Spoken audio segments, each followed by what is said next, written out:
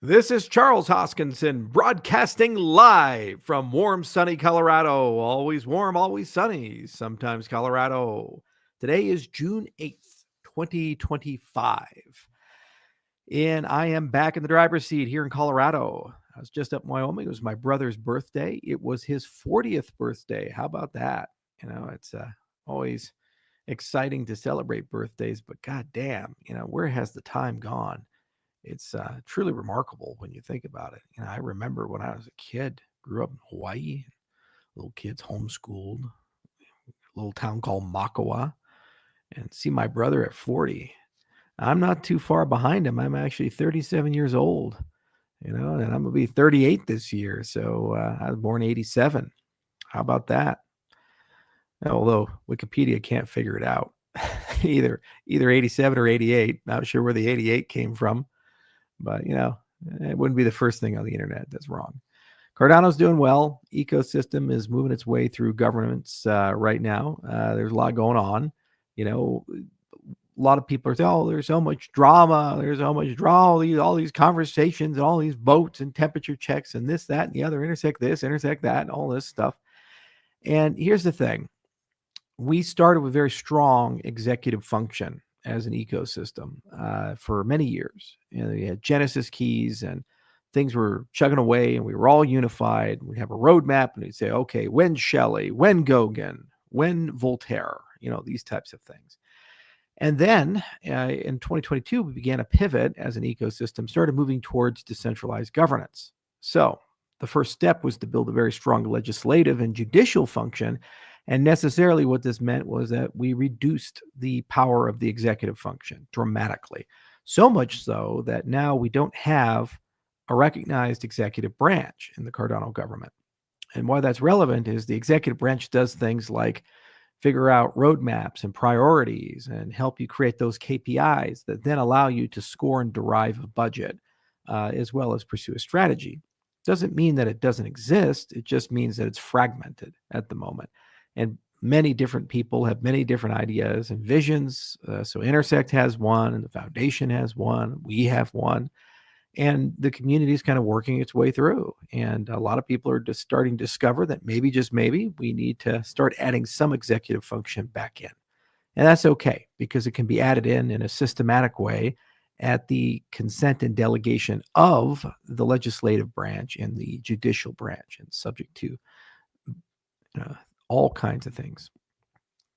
So anyway, pretty excited that we're nearly done with the 2025 budget. It'll get it done one way or the other, whether there's one vote or 39 votes. We're almost at the conclusion of that. What we're going to do at I.O. is we're going to sit down and try to do an after-action review. So our goal is to bring together as many people who are involved in that process as possible and just basically have them write down what happened best to their recollection and have a discussion about how can we all make the 2026 budget process better for the ecosystem as a whole. It hasn't disrupted any of input-output's work. Input-output has been working diligently at Ouroboros Laos and upgrades to Plutus. We've been working on Aiken. We've been working on Babel fees. We've been working on Bitcoin DeFi. Been working on things like Ouroboros Paris. We've been working on Midnight. We've been working on Lace. Been working on RealFi. So all things considered, as an ecosystem, we're kind of moving forward and we're pushing forward. But it's taken a little bit of time to kind of tackle and wrangle governance. And we are a little bit exhausted, to be honest with you. It's been a very long road the last 7 months. We've gone from no constitution to a constitution and hundreds of DREPs and upcoming elections for the Constitutional Committee, which means 100% of the government of Cardano is fully elected, and legitimate, real conversations about the update to the Constitution itself. There's already proposals for version 1.1 to facilitate and reflect the need for certain changes to allow the system to operate. And we also have been working really hard as an ecosystem at trying to create diversification. For example, diversifying the nodes and diversifying the development processes and flows. And, from our part in input-output, we've been trying as hard as we can to actually get to a world of node diversity. So overall, I'm pretty happy. It's been a long time. It's hard. It's There's too much going on now, and there's too many different concerns, too many different factions, and you have to kind of just get used to the concept of the fact that you can't keep everybody happy. I wish we could live in the era where I was sitting with a dresser behind me and giraffes on it, and I'm doing AMAs, and everybody agrees, and we're all having fun and kicking ass. But the reality is that 70-30 is phenomenal, 60-40 is great, and 50-50 with plus one vote, that's enough. And that's the way it is now moving forward. And you just have to accept the fact that there's going to be people, factions that disagree. I would hope that they disagree without becoming disagreeable. And there's absolutely been a bit of absolutely outrageous conduct, but that's with the times. I mean, Elon Musk is fighting with Trump. Everybody has gone from, hey, I disagree with you, to you're pure evil and I must destroy you in every way possible. And people are becoming trained to think that debate means to shout people down. It'd be hard, hard pressed not to. Anyway, let's chat.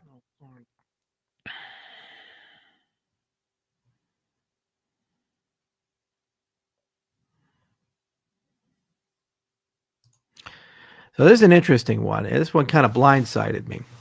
So what's so hard about this? An apology for discrimination and disrespect towards the beloved Cardano Mad Bull. So I had to look this one up. So there's a member of the ecosystem, a Mad Bull, and he claimed that my security personnel beat him up. And I said, what the hell are you talking about? At first, I thought it was at like a recent event, for example, Rare Evo or last year, or Token 2049 or Consensus or something like that. Well, after looking through the comments, apparently in 2022, when Rare Evo was held at the Opryland Hotel out in Colorado, there was some sort of conflict between my security detail and Mad Bull. And I guess the security at Opryland got involved and they evicted him from the property. I don't know too many details about it, but he did file a police report. I guess he asserts that his knee was injured, and then his stuff was lost or something. Now, I don't tend to get involved in these things, but I will say that my security detail operates with great professionalism, and they only intervene when they think that there's a threat or they perceive a threat. And it's a difficult job because people mob me at every single event, and when they get real close to me, I'm quite vulnerable. And we have had certain security incidents in the past, from people making death threats to mailing me certain things to actually trying to attack me. Now, if you were injured in any way by the Opryland security, as your report suggests, I do apologize for their conduct, but it was never our intent. My detail's only job is to be a barrier between me and people that they perceive could be a threat. And they do their job 24 hours a day, 7 days a week, and now more than 60 countries that they've gone with me, everywhere from Burundi to Singapore. So if they get it wrong from time to time, or if they're overly vigilant, ultimately I'm the accountable party, even if I didn't make the call. So if you felt that you were mishandled in any way, I do apologize for that. So you have that, man to man to you. And I'm sorry that it's taken 3 years to get to this point, but in fact, before you mentioned it, it was the first time I ever even heard of it. And I do attend probably about a dozen events per year, and our people are under a high degree of stress and load, and often very underslept. So hope that resolves that for you. But I did take the time to look into it because we don't typically see that. We're much more worried about kidnapping right now, because one of my good friends was actually kidnapped in France, and they chopped off one of his fingers, and he runs Ledger, and it's been pretty terrible. If you guys saw the attempted kidnapping also of the exchange's granddaughter over in France, and then I guess in New York, there was a guy who got kidnapped. They tried to steal his crypto, and they went at him with a chainsaw in the shower, kind of like Tony Montana and Scarface.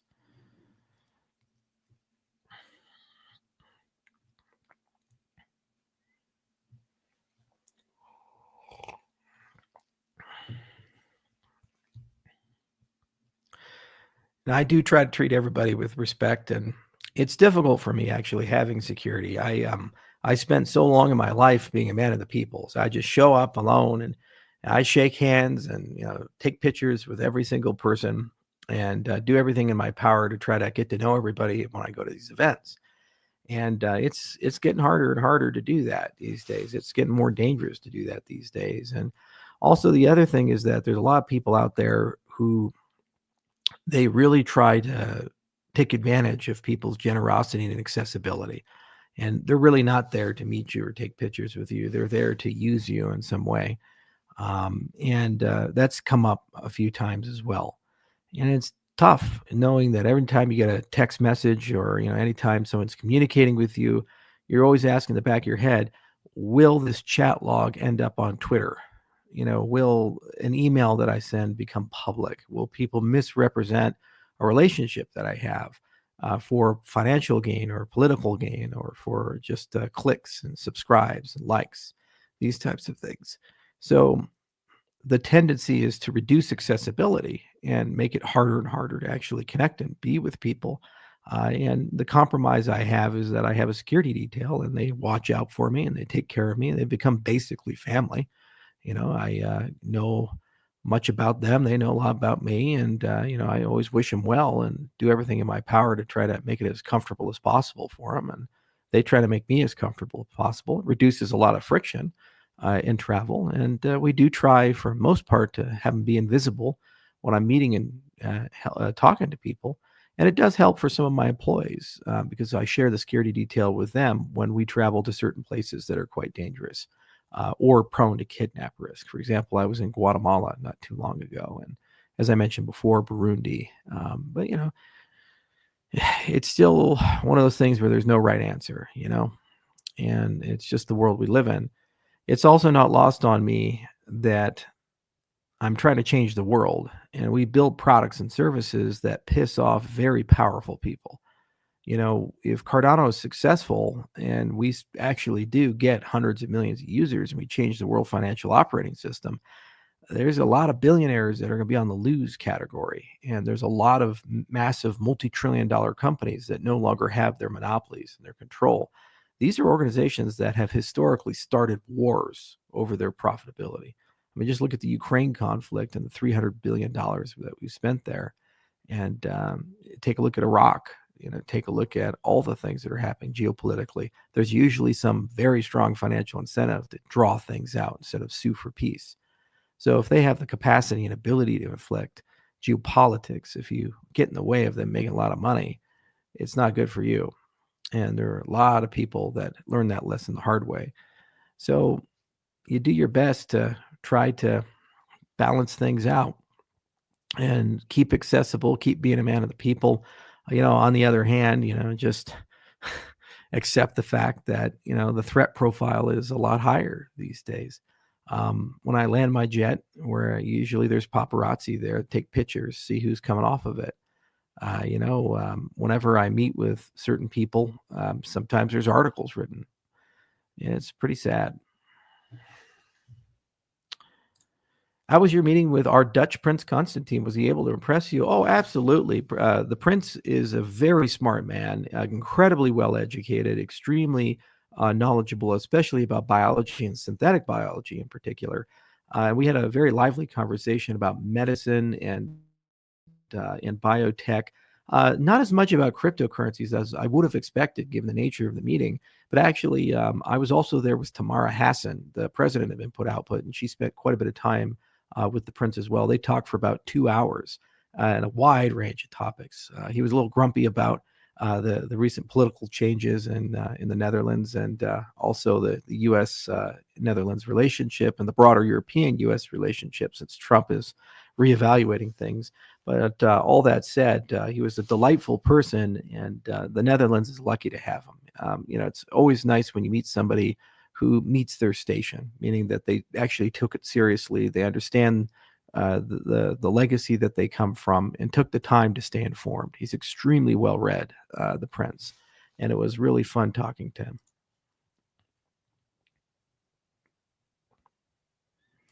Let's talk about your big, bold, upcoming podcast. I think it's coming up here in just a few weeks, like a week or two.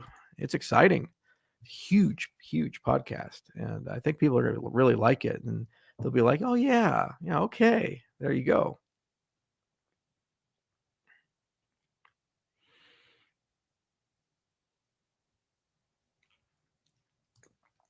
Charles, can you explain how the trustless Bitcoin Cardano integration works without a centralized entity?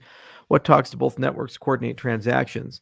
Well, you do need to have some concept of a bridge. The question is, what do you rely upon the bridge to do? And so, if you're relying on the bridge for custody and you're relying on the bridge for all the facilitation of everything, meaning the trust model completely collapses to it, it's no better than wrapped Bitcoin. So the reality is you don't need to do that anymore because of Taproot. So if you're prepared to spend a lot on transaction fees and you're prepared to take a long finality, then you can use Taproot style transactions with recursive proofs, so snarks, to basically facilitate a transaction from one chain to the other chain. And in general, you can use the asset on the other chain to represent DeFi transactions and then return with those winnings or losses based on what happened. Now, that's not going to be acceptable for the majority of people who want to do DeFi.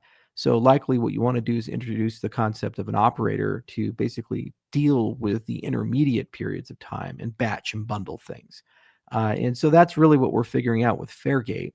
And there's a litany of things you have inside your portfolio from MPC to multisig to trusted hardware, and you connect those types of things. And then what ends up happening is you can facilitate rapid transactions, so transactions with sub-minute latency, and very cheap transactions that bundle over time and then use an aggregate proof on the Bitcoin network. So long term, the security is the Bitcoin network. Short term, it's in the operator side. And then the operator observes both sides. But anybody can be an operator, potentially speaking, because you just install a full node on both sides, or at least a light client on both sides with some special software. So likely what we're going to do is we're going to bundle a lot of the work that we're doing with Blockfrost and Hydra, and also some discussions with Adam Dean's people about combining Hydra and Lightning together into something called Thundercloud, and combine that with the work that we're doing with Fairgate. And Fairgate's the whole stack. It's the development experience. So using BitVMX to go to RISC-V to Bitcoin script, and then all the zero knowledge cryptography required to actually use the Bitcoin network to secure things in the long term. And then you let the user decide if they want 100% Bitcoin derived security, or if they want to rely upon something a bit more generous for significantly faster transactions and lower transaction fees. And in general, for small transactions and for most applications, that's fine. But for mass transactions, like if BlackRock is getting involved in $100 million, then you're likely to use Bitcoin for that. So that's the magic of it. You kind of put the user in the driver's seat for these types of things.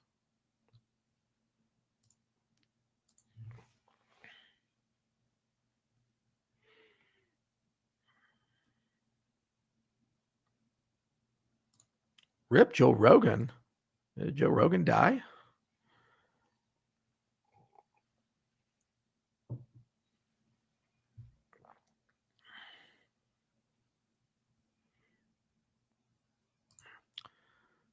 See if we're talking to Franklin Templeton. Do IOHK also share that contact? I had dinner with the CEO of Franklin Templeton and Dan Loeb a few years back at the Milken Institute when he had a private party at his house. It was back in 2022. So we've known him for a while, and I'm very glad actually that the CF has picked up that contact and they're doing something. It fits their remit better than ours. We'll certainly engage them on Midnight, and there's a lot we can discuss there. And I think Midnight solves an enormous amount of problems with Cardano in the financial world, because Cardano plus Midnight together plus Bitcoin, we call it the triumvirate. It solves all those problems.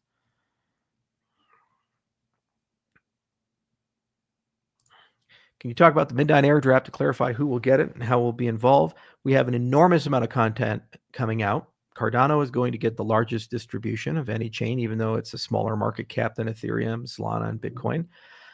There's going to be videos and infographics, a tokenomics paper, and a whole marketing campaign. And we're getting very close to it. It's going to be launched by the TGE and the Midnight Foundation. And so they had to get operationalized. And we were just at consensus in Money 2020 to introduce Fahmy Syed, the president of the Midnight Foundation. And they're turning on. And they're turning on this month and next month. So look for that soon. In fact, if Midnight is successful, it's the single biggest economic event in the history of Cardano.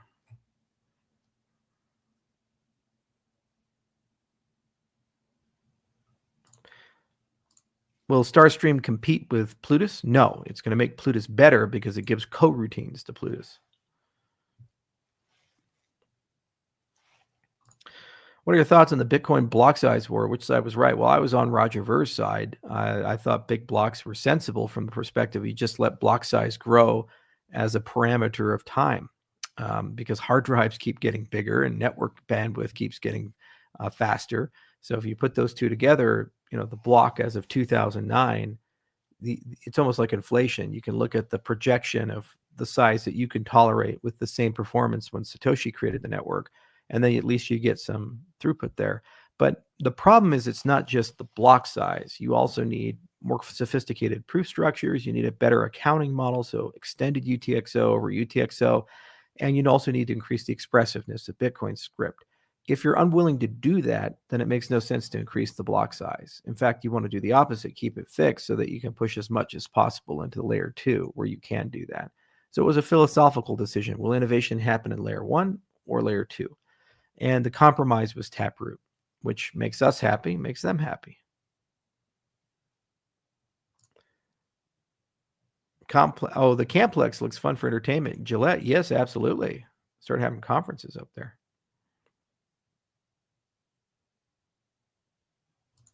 The medical center will be open July 4th. So if any of you happen to be in Gillette, Wyoming, come on up. I'll be there. A lot of other people will too. The peer-to-peer DeFi kernel as the DTC analog to Cardano's DeFi settlement layer. Well, actually, let me show you guys a little something. Let me see if I can find it and I can bring it on up. Y'all know about cake. I like cake. Cake. Let's see here. DeFi. Let's see if we can find this. Let's see here. DeFi layer.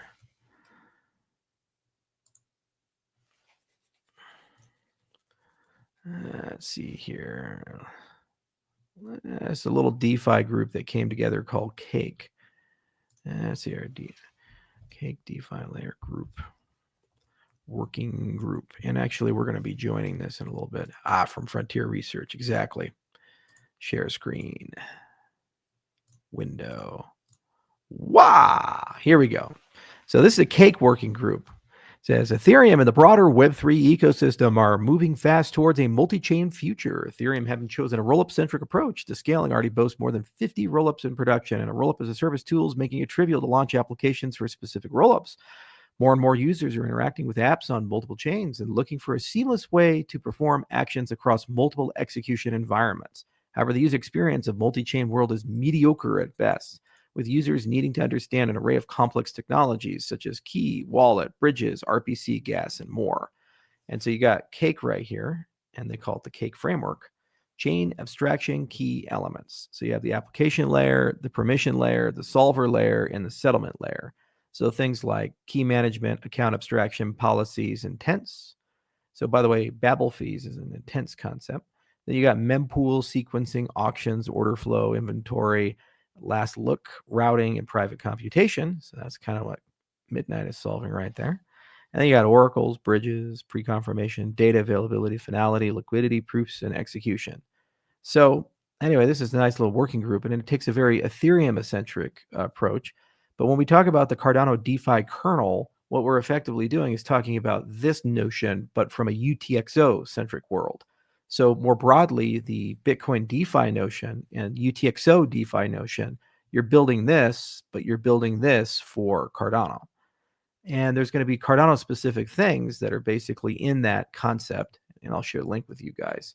But then there are universal things shared between the two.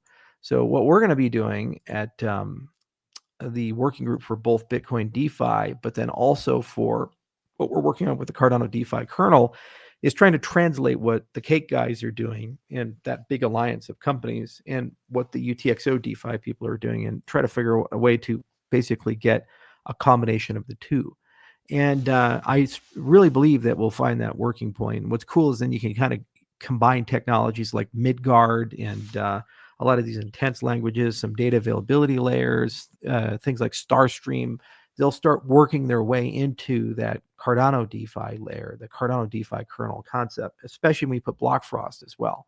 Because it'll take care of a lot of that indexing and sequencing, and also give you a decentralized place to deploy applications to. So there's a lot of goodness here. So they're working on it from one perspective and paradigm. We're working on it from a different perspective and paradigm, but we need to kind of come together, and work together. And once we do that, then we should easily be able to get all the pieces together.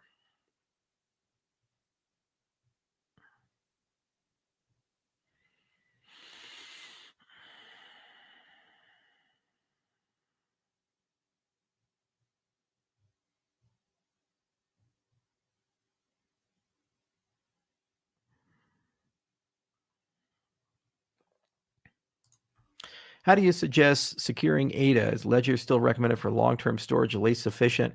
I would use Lace with a Ledger. Put the best of both worlds together.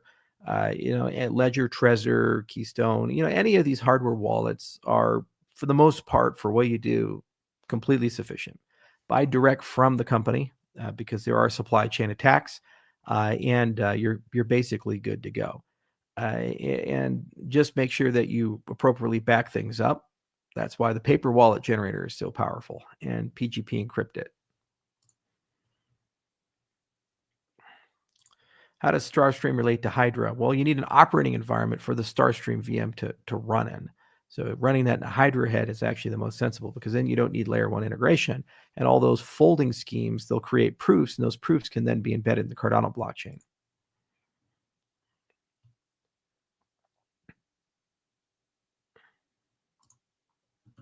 Charles, I remember a few years ago you said you had some Python code that pulled data and assembled a PDF report daily.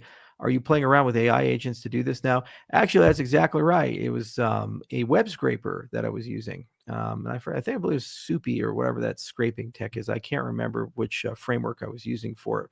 I discontinued it a few years ago because we started using AI to do basically the same. It's called the weather report. But it just goes to show you like how far down the AI train we are, that it used to be a very novel thing to have a web scraper with a headless browser be able to go and pull a bunch of information and then give a report for like how many times your company mentioned and all this other stuff. And now AI agents can do all this stuff, and it's so much better and so much faster, and they're smarter too, so they can make decisions about the data. But good pullback. And Python's a great language for it.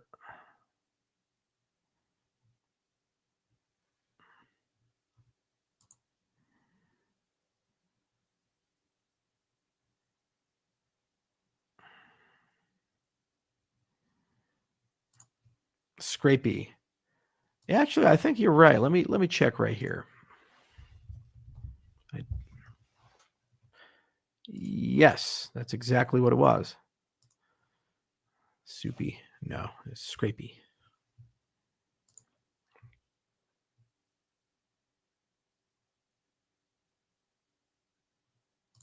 What's your opinion about going for partial centralization to get things done? Feels like we become decentralized too early. Well, is it centralization if you have a decentralized government delegate authority to an entity or working group to solve a problem on its behalf? As long as that decentralized government can fire that working group at any time and pick a new one? It's a philosophical question.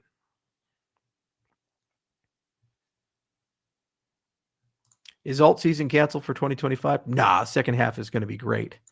We just had a lot of shenanigans. Do you think the midnight glacier drop will happen November, December? It'll be earlier.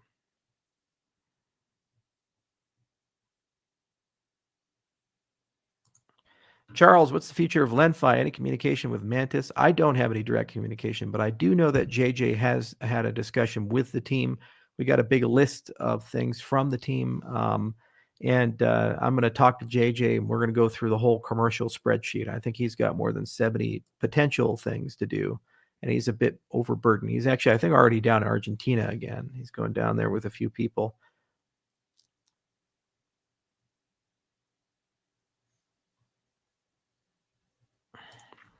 Updates on Laos and changes done to the 3-shift 24/7 work. We have not started the follow the sun because we haven't started implementing yet. It's still in the prototype phase. So if you look on our YouTube channel, every month there's a roll-up update and there's a live stream of all the people working on Laos. We're making progress month by month, and the terminus of that will be writing a SIP. We'll have a full simulation and a pretty good specification for how to implement it. Then it gets turned over to the vendors, and that's where I want to do 24/7 work, 3 shifts to do follow the sun to implement.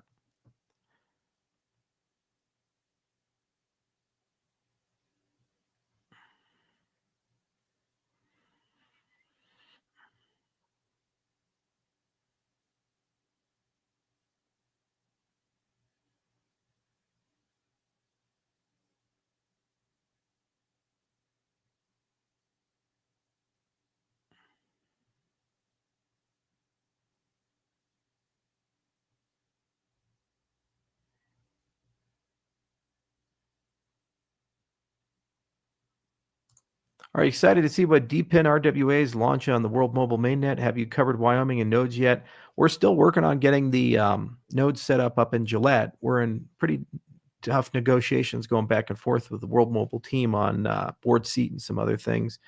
There's just a lot there. And my hope is to find a path to get World Mobile to be a partner chain and also to help them figure out enhancing and refining the tokenomics that they have to go as many chains as possible, and also to figure out how to get those world nodes to be as decentralized as possible. So then I can go build a big decentralized ISP in Wyoming, South Dakota, and Montana. I love Mickey. I've worked with Mickey for years. He's been up to the ranch. He's a good friend. He's a tough negotiator. I mean, you got to be. And his type of business, dealing with telcos, you shake their hands. You guys make sure your rings are still there. They're not good people. So for Mickey to go and keep his shirt and survive, he's got to be smart and he's got to be tough. I wouldn't expect it to be any other way. And we're kind of pushing through. Partner chains has really come together as a framework. It's growing and evolving pretty rapidly. You have these trustless recursive snark bridges we're building. We're getting Jolty into a really good state. The team is doing great work operationalizing the framework and making it our own, because we started with parity substrate, but then obviously we made a lot of enhancements to that, and getting Cardano to talk to it. That's the challenge of Midnight. But Midnight launching at scale, what it does is it creates a launch model for your project. And it gives you a really good operating environment for that project, because Midnight's going to put a bunch of upstream contributions to that. So to me, it makes sense for World Mobile to be a fast follow and for some custom work to be done, specifically getting a hybrid consensus model that involves not only Cardano stake pool operators, but also the hardware that World Mobile is deploying, so that both sides come together. And you actually get a huge advantage having kind of a hardware and a software play over normal consensus algorithms, in addition to all the other things that they want to do in the network. But it's a big scope of work, and a lot of things have to be decided. No one infrastructure is good. They tried us, they tried Cosmos, they tried Base, and so they need something bespoke. And it's about time we figure out how to do that as an ecosystem. But they're family. They've been around for a long time, and they've been an ecosystem a long time. People forget Mickey and friends were at the 2018 summit.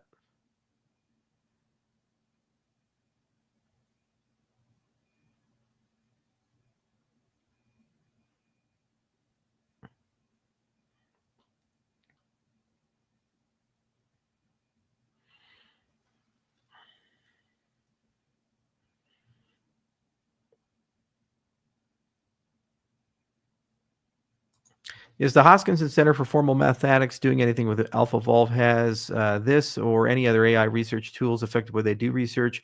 Not at the moment, but there's a very strong research stream from Microsoft, very invasive stream that wants to apply AI to mathematical proof generation.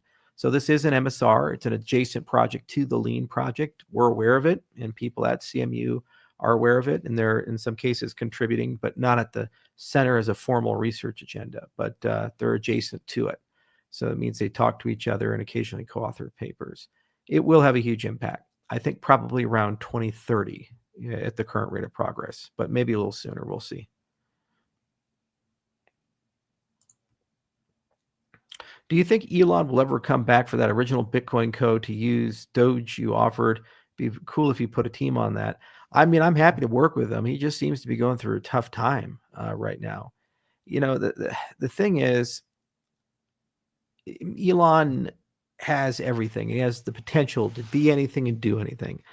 And he's done professionally. He's done everything professionally. There's nothing more to do. He's had multiple successful IPOs. He's the world's richest man. He's gone to space and all this other stuff. His big issue is that he traded his personal life for his professional success. And now he's empty and he's utterly unhappy and he's a hollow person and he's trying to fill the void by having lots of kids and doing lots of drugs. And he thought the adulations of the crowd would placate him when he went and become a political actor. And none of these things have solved anything for him. And he continues to spiral. He needs to take a break. He needs to take 2 to 4 months off, go to rehab, go find himself, and then come back. And he'll be a hell of a lot more adjusted and happier. And then after he's done that, then he's a good business partner. But at this juncture, it's very difficult to reliably partner with Elon Musk because you say, okay, well, look at all his co-founders at Neuralink. They're all gone. Look at OpenAI and what happened there. It's not a good outcome. Look at what's been going on at Tesla. Look at the delays with Starship. Look at what happened with Doge and now the fallout with Trump. There's a pattern here. And it keeps going and keeps going. And it's indicative of a person that's overextended, who's doing too much. And it's not really clear what he wants in life. He says he wants humanity to be a multiplanetary species. I was like, all right, well, that's great. Well, that's not an Elon Musk desire then. Doesn't that mean that it's supposed to be an intrinsically collaborative thing? So why can't we join an open source project to then talk about what being a multiplanetary species means by category? Biologically, what synthetic biology do we have to invent to terraform Mars and to change our own biology to be more suitable for being on Mars? Technologically, what foundational technologies need to be invented to facilitate and make that happen? Socially, culturally, what advancements do we have to have in governance structures? What's frustrating to me is that he seems to criticize the government. Why doesn't he just go and use his colossal wealth to actually study political science and found a governance center to study a next generation way of governing things that has AI built at its very core? Could you imagine the proper application of $500 million to $1 billion worth of research money? What type of governance utopia could be put together with this type of stuff? Especially with a man of his resources, he can get it done. He just wants to dabble in everything, but then he doesn't seem to finish the story and he moves on to something else. Like he dabbled in politics, he got burned, and now he's going back. He dabbles in all this stuff. And he's dabbled in cryptocurrencies. Like he was really serious about Doge, and he really wanted Doge to be something successful. We could certainly have that conversation. And there's so much that could be done, and there's so many interesting things that could be done. And he could make a commitment. He could say, if you do these things, Doge will be the currency of X, the de facto currency of X. And I'll use it for all transactions and tipping. We'll even create an algorithmic stable coin backed by Doge to peg the dollar, and people can pay their subscriptions in it. He would bring 550 million users to the Doge ecosystem. And everybody in Doge land would be like, yeah, this is our guy. But he's not really that serious. He just talks about it and then, just comes in, comes out. And it's frustrating because we all want him to succeed. There's no upside to burning down somebody who says the world should have clean energy and the world should be multiplanetary and that we should have access to space as everyday people instead of nation states. There's no upside to burning that person down. Like if Neuralink succeeds, crippled people walk again. If Neuralink succeeds, Parkinson's people don't shake anymore. If Neuralink succeeds, blind people can see again. Why would you want to bet against that? Why would you want that to go away? It's just he's become rather odious as of late, if not for a while. And he needs to take a break. That's my professional advice as a person who also needs to take a break to him. Will the partner chain framework work with forks of Cardano out of the box as well? Why are you even using Substrate as a base for Midnight instead of Cardano? Well, we started with Cardano actually, and we took a look at it. And the problem with Cardano's code base is it's a monolith. So it's not meant for modularization. It's not easy to remove the consensus algorithm, put another algorithm in. And it wouldn't make a lot of sense to put in like a BFT protocol on top of Cardano, for example. Even OBFT was designed to look like a Satoshi style protocol as opposed to what people do with normal BFT protocols. And this was a decision of the original architects of Cardano. And for better or for worse, it allowed us to have a very clean and nice way of doing things, but it also meant it's ridiculously hard to change things radically from the way that we do our network stack and the way that we do consensus.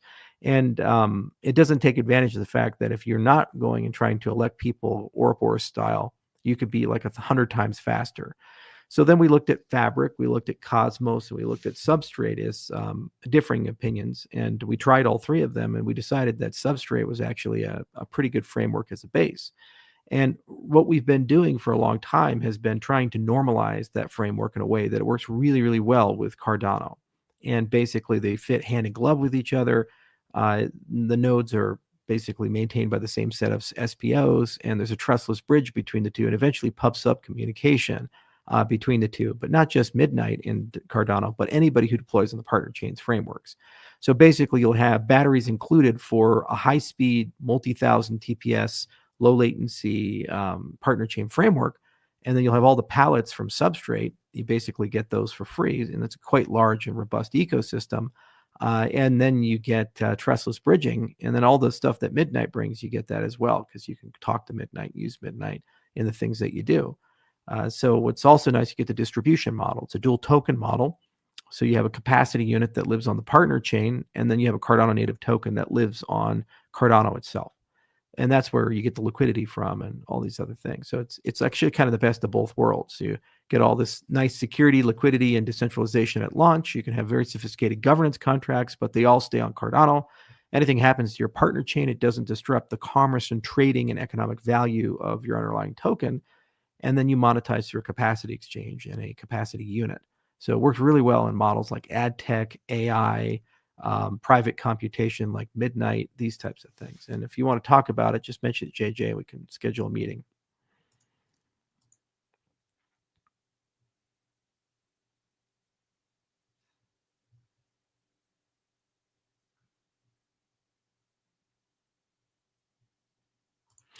Who will be the first partner is Midnight and using the BTC bridge. Not ready to discuss the BTC bridge, but Midnight has over 100. Brave was the latest one we announced, and a lot more will be announced on a pretty much every week basis from the Midnight Foundation. The BTC side, there's a lot of money that's there. We have to pair it with yield. And then we put those two things together, we look good. So Bitcoin 2025 was an art of the possible, and we showed a beautiful demo and a working bridge and things moving back and forth mainnet to mainnet. And we're going to keep building these types of things up.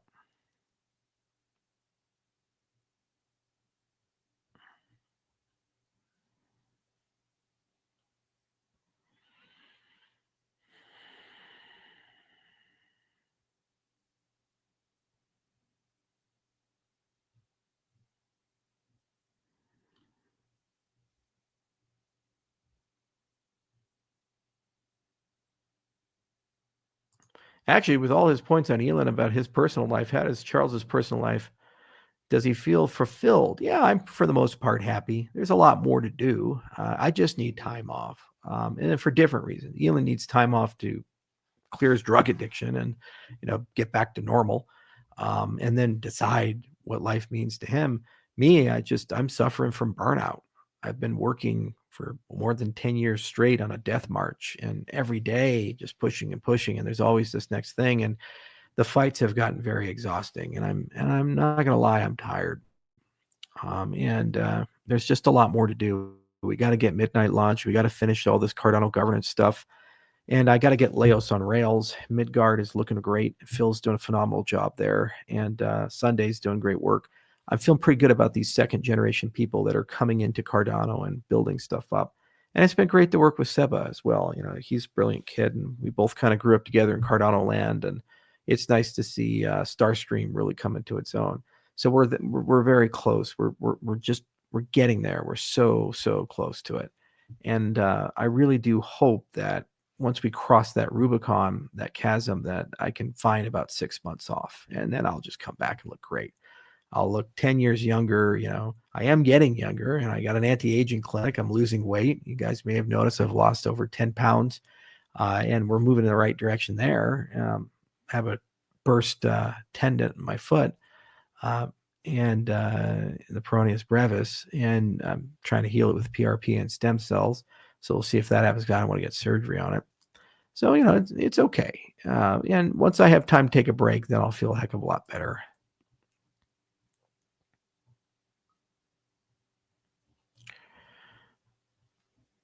Nothing is free in life at all. Everything you do, you get something, you give something up. And when you're young, you don't think that way. That there's a trade-off and everything. You think it's all net gain. You have unlimited time. You regenerate any wound, and you meet so many people that you think relationships are fungible. But as you get older, what you realize is that they're not, and that wounds don't heal as fast as they're supposed to, and you don't have unlimited time, especially as you watch people that you knew die.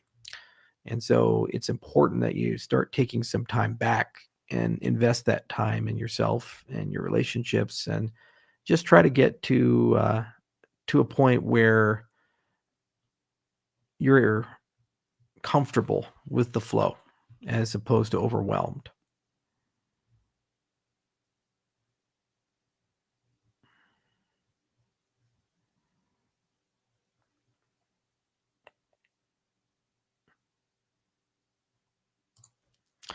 What actually is quantum Husky? Can you tell us? I've already said it's a hyperdimensional game using hypervoxels. It's a SimCraft game embedded in a hyperdimensional world with AI agents, and enhanced and augmented by brain-computer interfaces with dish brain computing, and quantum beacons. So we're doing right now an enormous amount of beta testing of different ideas. And we're in the ideation phase, which will result in kind of the art of the possible. And that will yield a game design document, and then we'll get much tighter. And we have several professional game developers that we're working with, but we're also working with physicists and mathematicians and experimental game designers and other people, because the concepts we have never been tried before. Like, it's not possible to live within a four-dimensional reality, spatial reality. So X, Y, Z, and W. So you can project it. Like when you play a 3D video game, are you actually playing an ambient three-dimensional space? No, it's on a two-dimensional surface, a monitor. It's a flat surface, but you're projecting a 3D space. So you can actually project in a 3D world, a 4D space, and get a pretty good sense to navigate it, but you can't physically conceptualize or see that four-dimensional space. So there's a lot that you have to play around with and figure out, what does the user experience need to look like? So we've been looking at things like 4D Miner and 4D Golf as a base, but that alone is not a sufficient user experience or user interface to actually build a fun, playable, interesting game. Then the sim crafting components, there's a lot I want to do, and the art of the possible there is getting much more realistic and reasonable. But there's a huge amount to do. The good news is Trim is a super smart guy, and he has Michael Yagi from Ikigai, and we've talked to Seba and all these others throughout the months, and we've gotten a pretty good conception of what we need to do to get to a good game design document, and then we can resource it and actually start building the major components of it. And then I'll have a lot more for you guys, at that point. Dish brain computing is really interesting. And so it's a follow-up question here. Is the dish brain just clickbait, or does it provide any benefits over normal computing? Well, human neurons are tremendously powerful at computer vision and pattern recognition. So if you look at the work at Cortical Labs, they've actually constructed infrastructure to interface with human neurons at the organoid level better than pretty much anybody's ever done. So we don't really know at this point how extensive that interface can be. And what we want to do is push the art of the possible. So we're going to get 2 CL1s and culture expand the neurons at my clinic because we have biotech center up there in Gillette. And then once we have them running, we're going to actually start programming them, because what CL does, what Cortical's interface does, is it gives you a programming language to basically talk to the dish brain computers. And then we'll just connect them into a game world, and probably start with Minecraft just to train them and see what happens with it. And we'll see how far they can go. The earliest versions of them played things like Pong, but I guess they've gone a lot further than what's been publicly announced. And so it's going to be fun to see how far we can push it. But, this organic neuromorphic computing is not a new concept, and there's a lot of companies that are working on it. Intel did, Valve has a team, so it's a pretty competitive world.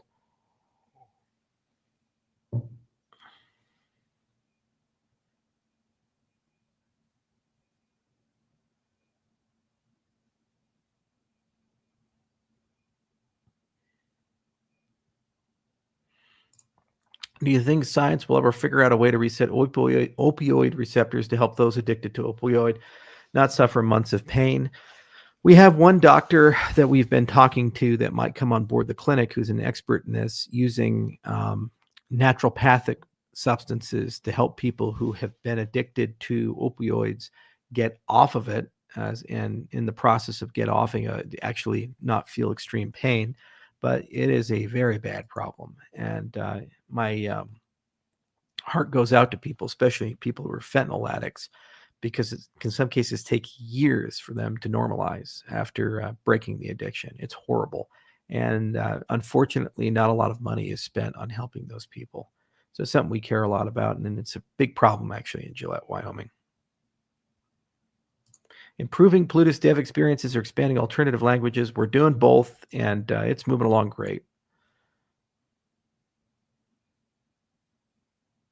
Does Laos need more research to clean up the potential disk-based centralization forces depending on the throughput? No, not really. All those trade-offs will be known by probably about September, and we'll basically pick something very conservative to get started, and it'll likely be a 10 or 100x from where Cardano currently sits. And then as long as the community is okay with it, go all and get it in, and then a lot of optimization will happen along the way. And then what's nice is it's a framework, so you can just keep dialing up the input blocks level, then you get more throughput. So we never really have a TPS problem.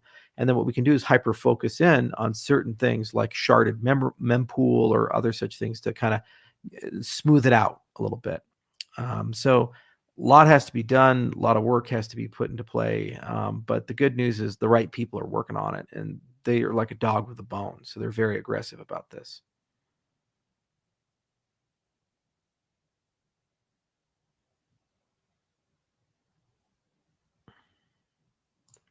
Are you still a big fan on Haskell? Does it have a future? Oh, yeah, of course. It's a great language. There's a lot to do. It's a great research language. We proved you can actually develop something real with it. What we've done is we've spent quite a bit of time trying to improve the ecosystem around Haskell. So the libraries, and also things like the formal methods stuff. So we got AGDA to Haskell code extraction, for example, and we do GHC core development work. So a lot of stuff there. I would highly recommend that what you do is you learn Rust, and then what you do is you learn how dependently typed languages work after Rust. So go ahead and pick up an introduction to programming language theory or something like that, and learn about either Coq or AGDA. And in the process of learning that, then once you learn in AGDA, if you want to be in the Haskell ecosystem, then AGDA and Rust can fit together quite well. In fact, right now we're working on code extraction from AGDA to Rust. But writing an actual Haskell program, it can work, and there are some places where it makes sense. And we'll always in the Cardano ecosystem have a Haskell node, but the cryptocurrency ecosystem as a whole is really moving into a slightly different direction. Probably the perfect triforce, trinity of languages to get things where they need to be would be something along the lines of a programming language called Unison, which is just perfect for distributed programming, combined with Rust as your kind of your core engine for your cryptography and all your high performance things, and some formal methods language, maybe TLA plus or AGDA or Lean, which you use to basically write your specifications for it. But I think that those three together would probably be a phenomenal project to start with for an enterprise grade, high assurance application. What happened to Wyoming stablecoin? We were all ready to go on that one. And then they decided to exclude Ripple and Cardano and basically every other cryptocurrency and just go with stuff in the Ethereum ecosystem that supports Circle. What a surprise. So we'll figure it out.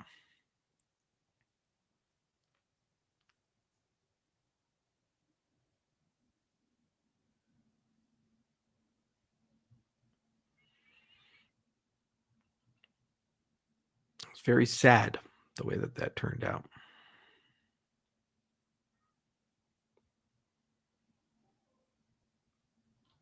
Especially since we worked with them for nearly 2 years.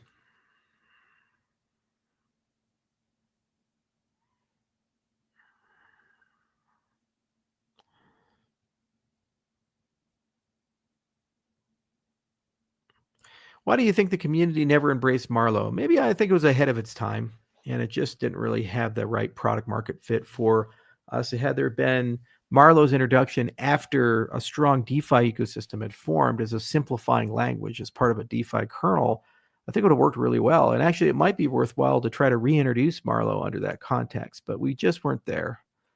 That's okay.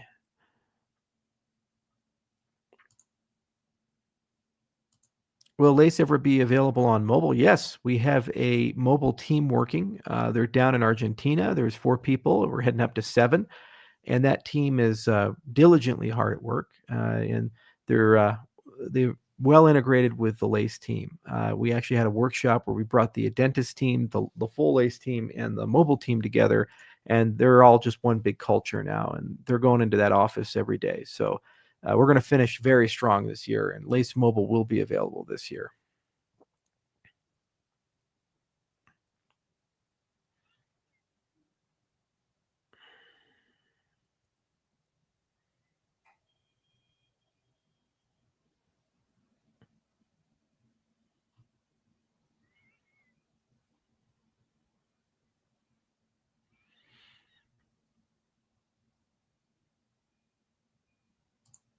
Did you hear about Session Token? Is that Harry Session, that paid troll for the Biden White House? Bison or elk jerky? I'm a fucking bison rancher, man. What the hell do you expect me to say? Of course, bison.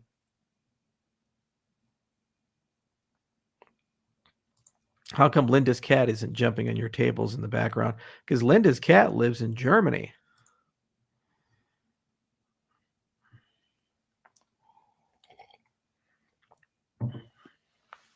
Yeah.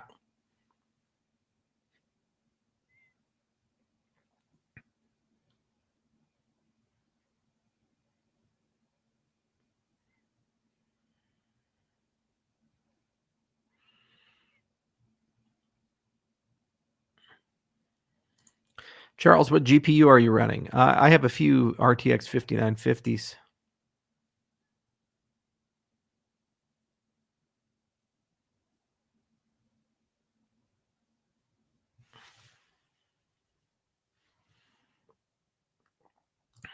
You've described Hydra and Laos as at risk without treasury backing. I never said Hydra and Laos are at risk without treasury backing.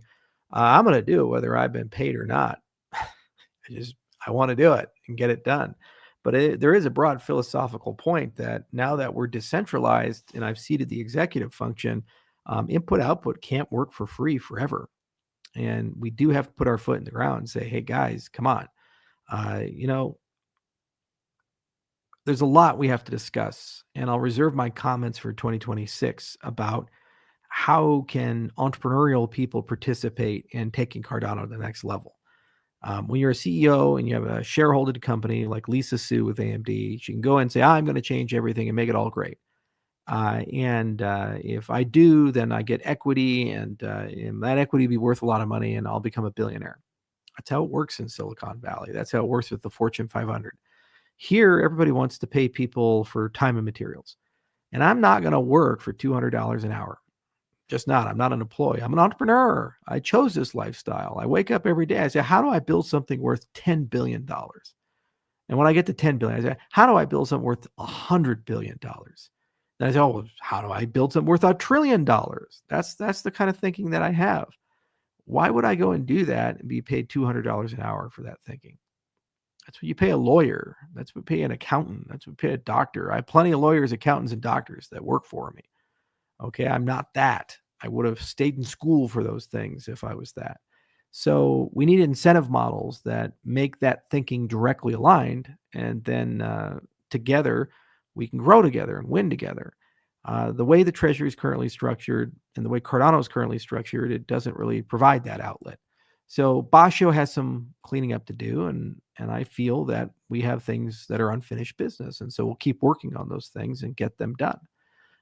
But above and beyond that, when we look at the next generation of Cardano and the roadmap for Cardano, there has to be a way for that roadmap to have shared equity for the people that build it, not just myself, but the young people who aren't Charles Hoskinson, who didn't get these types of wins that I've had in my career, for them to actually earn in that respect. We got to figure it out. Now, in the interim, I'm also building products. I'm building Lace. I'm building Midnight. Building Quantum Hosky, building RealFi. And all of these things have exponential upside if I do them appropriately, meaning they can make billions of dollars. And so that's where I focus my effort. Now, the good news is the majority of those things that I work on, if they're successful, they'll create billions of dollars of value for the Cardano ecosystem, bring millions of users in the Cardano ecosystem, and a ton of transaction volume. But there is a distinct change in focus from building Cardano to building on Cardano. And that's a subtle one, but it's an important difference, which means a lot more of our focus these days is we're looking towards building products and services using Cardano as a system rather than being core infrastructure developers of Cardano. And maybe that'll just become like a government bureaucracy building Cardano, and it never will be profitable. And there's no way to get the old layer one returns with that. Maybe that's just where the industry's at. Who knows? But we're figuring that out together. And if that's the case, well, then there's better firms for that who have structured their entire reason to exist as time and material engineering firms. And they'll be better able to serve the ecosystem as a whole. And I'll focus my time on entrepreneurial things and continue to build on Cardano. And every time we do it, we have potential to bring millions of users into the Cardano ecosystem, which, by the way, is what you're all asking for. Why are you asking for Leos? You get more TPS so that they can be empty blocks? No, more TPS to attract more builders to fill those blocks. So I think that's aligned with what people are actually asking for and for the problems that people have in the ecosystem. But we have to figure this out because I want to stay as an entrepreneur. I love that. It's what I'm built for. I am not a government bureaucracy.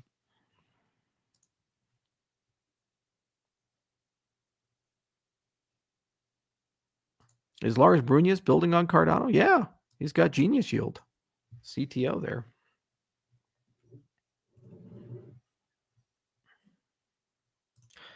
Don't you think Cardano's governance needs an executive layer? Well, that's exactly what I'm talking about. If it had an executive layer, what it would be able to do is it would be able to set up an incentive scheme and say, if we achieve these KPIs, then we get these benefits and rewards for those KPIs. Then you can align everybody and I incentivize them accordingly.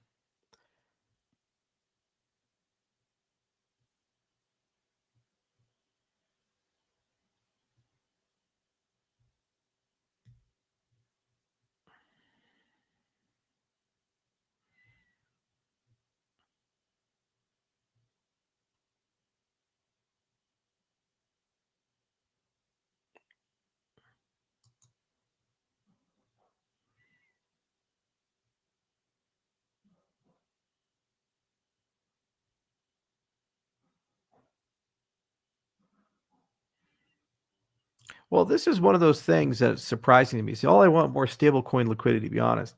We at any time can use the treasury. There's 1.7 billion ADA in the treasury. We could go convert 100 million ADA or $1 worth of ADA into USDM. Just go do that.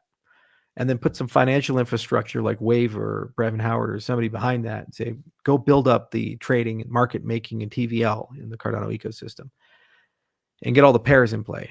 Could go do that and probably get 5 to 10% returns on it and purchase ADA every year with it and donate it back to the treasury. We could do that. What was surprising to me is that there were so many people beating up on Intersect and so many people beating up on institutions and just going at them hard.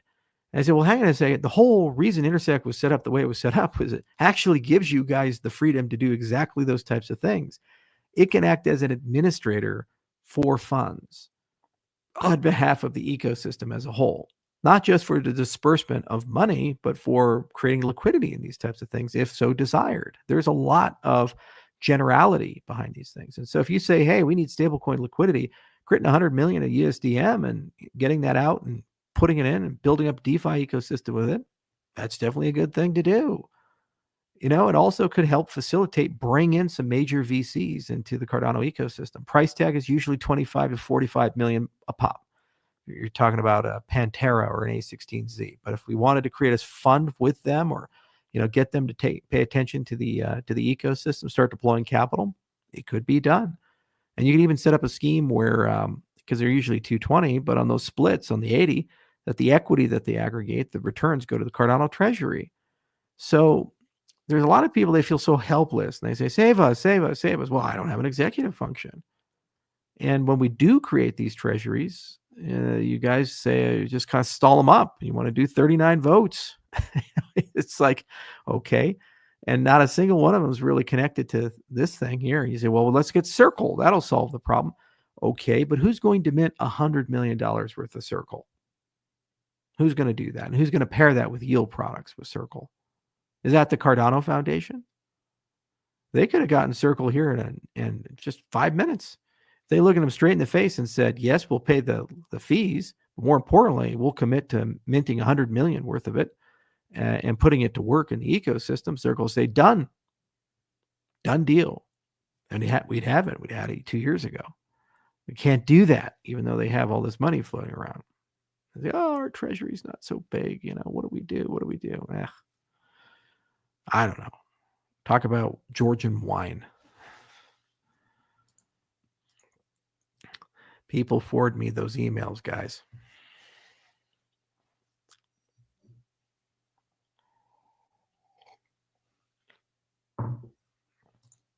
Up to now, I don't know the difference between Intersect, the foundation. Well, Intersect is what the foundation was supposed to be. It's a members-based organization. Any Cardano holder can join it. Any Cardano holder can serve on the boards. They can vote on the board. The board is becoming completely community controlled over time. It's working its way there. And the whole point of Intersect is to be basically your sounding board to talk about the product, talk about the technology, talk about governance, and a litany of other things.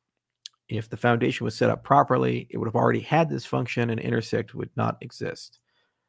But it is a Swiss organization instead, with a board that is self-appointed and will appoint its replacements, and you cannot vote on them and you cannot replace them. And there's no way to join the Cardano Foundation. And you have no say over the treasury of the Cardano Foundation. They're beholden to only themselves.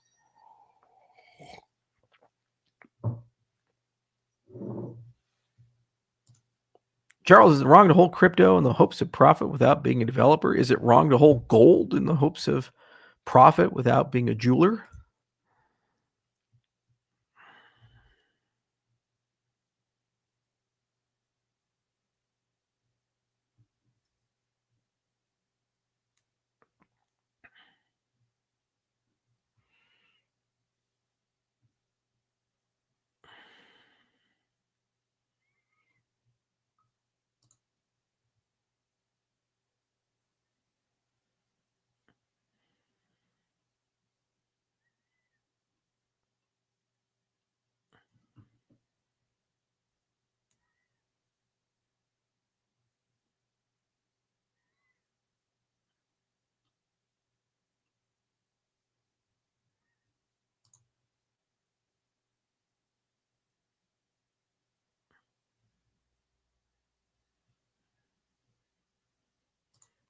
Why did they handle Circle then?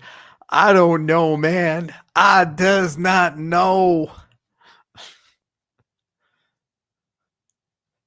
I does not know. I got nothing, man. I miss the old background with the paintings in the windows while I'm underground. deep underground.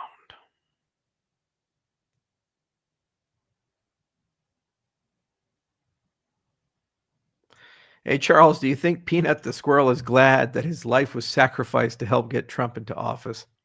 This is one of those examples where political derangement has gotten to such a level. You can take event XYZ, whatever it is, and then connect it to the current politician in power. Okay, all right, ready? You ready for it? You ready for it? Charles, do you think that the guy who went and burned all those dandelions down with a flamethrower is glad that he contributed to Trump getting elected? Now, I will give Darkseid this, that the death of Peanut the squirrel did absolutely harm the integrity of bureaucracy and institutionalists, and just showcase the madness of government, and probably did have some influence on Trump being elected.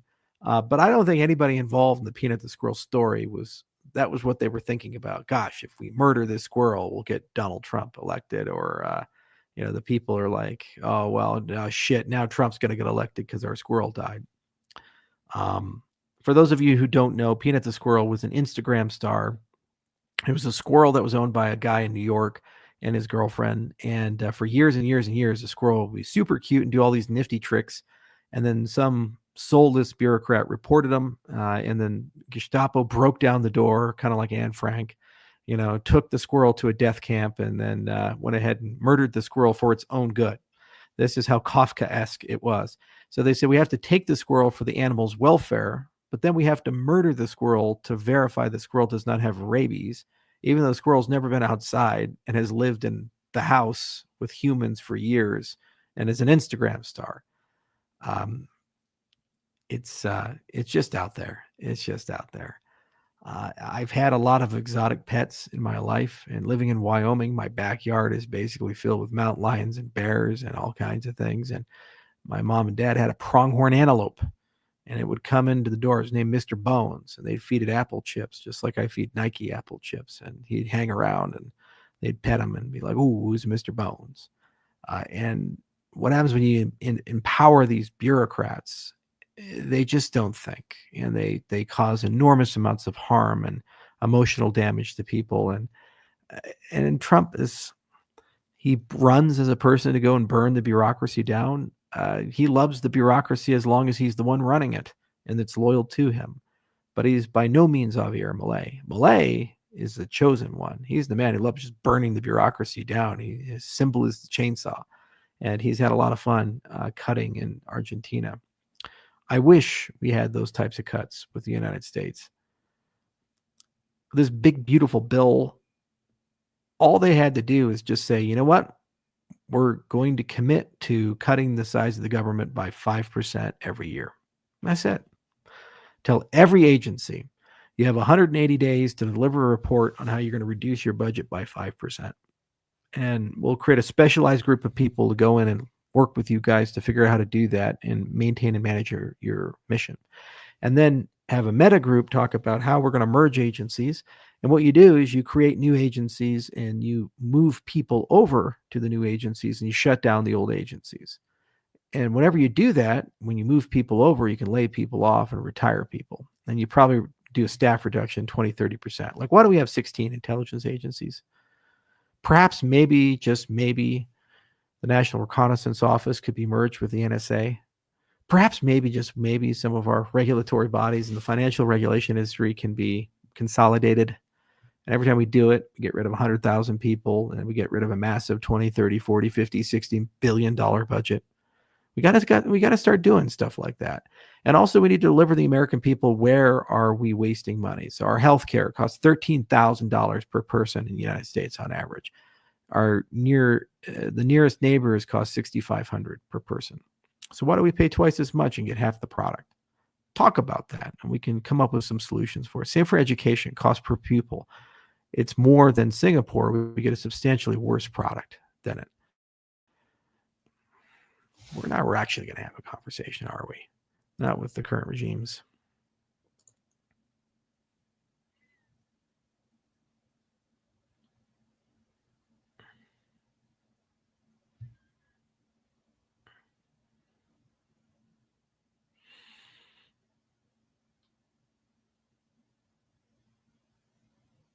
Elon beefing with Trump over the big, beautiful bill. Well, he's beefing because imagine his perspective. He puts a few $100 million in. Trump's like, go run Doge. He goes in. He's high as fuck. He's just sitting there. He's like, yeah, man, fucking do it. Yeah.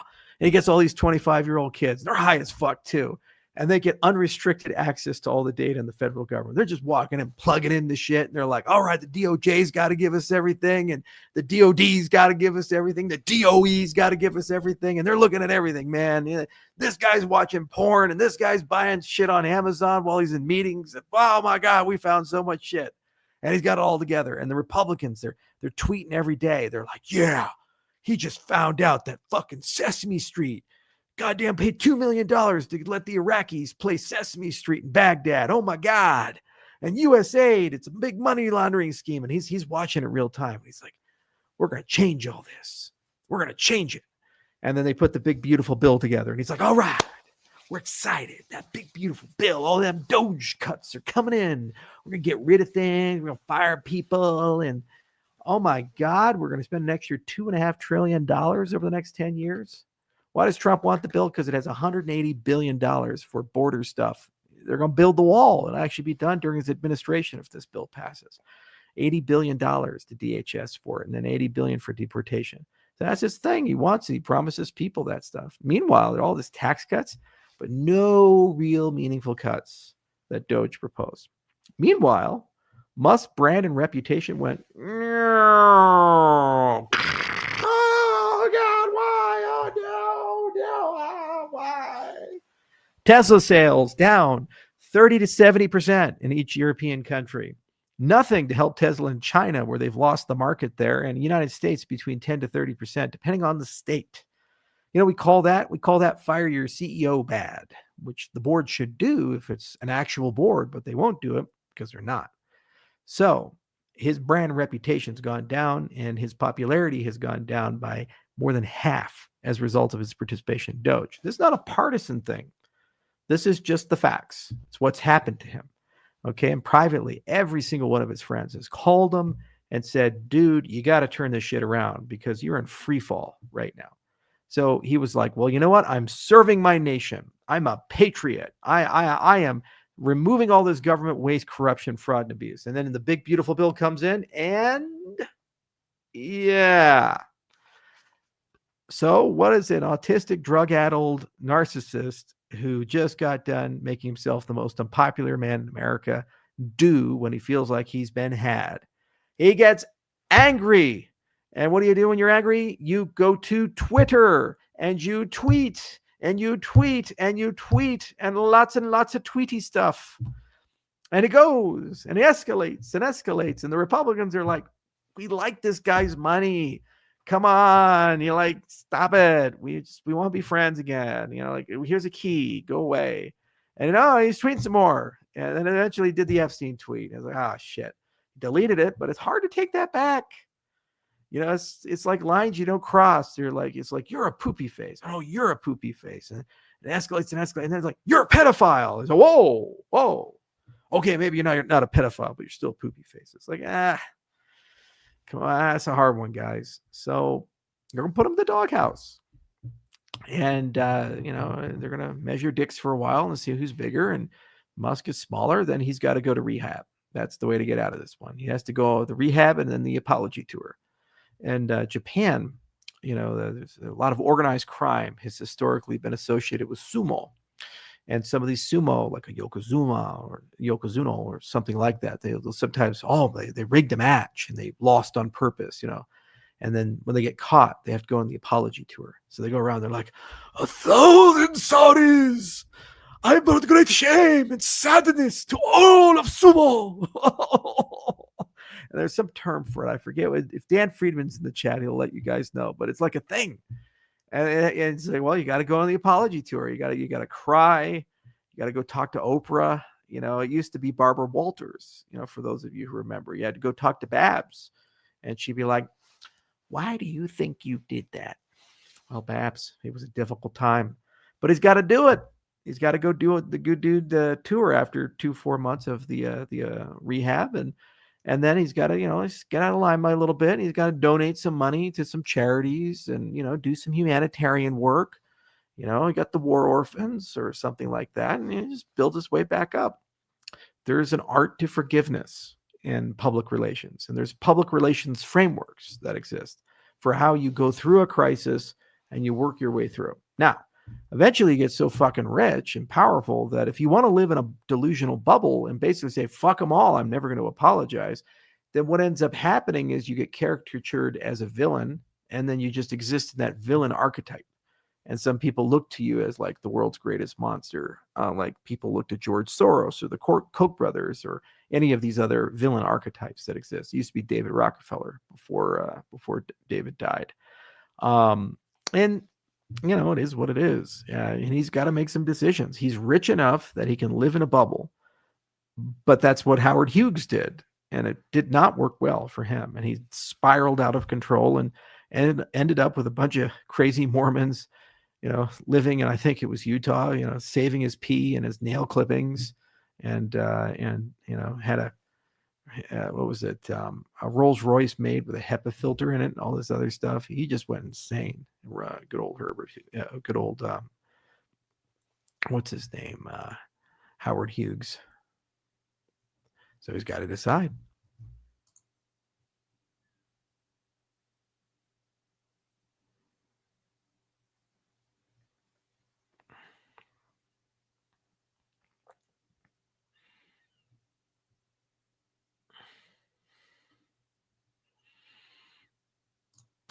What's wrong with pee and nail clippings, brah?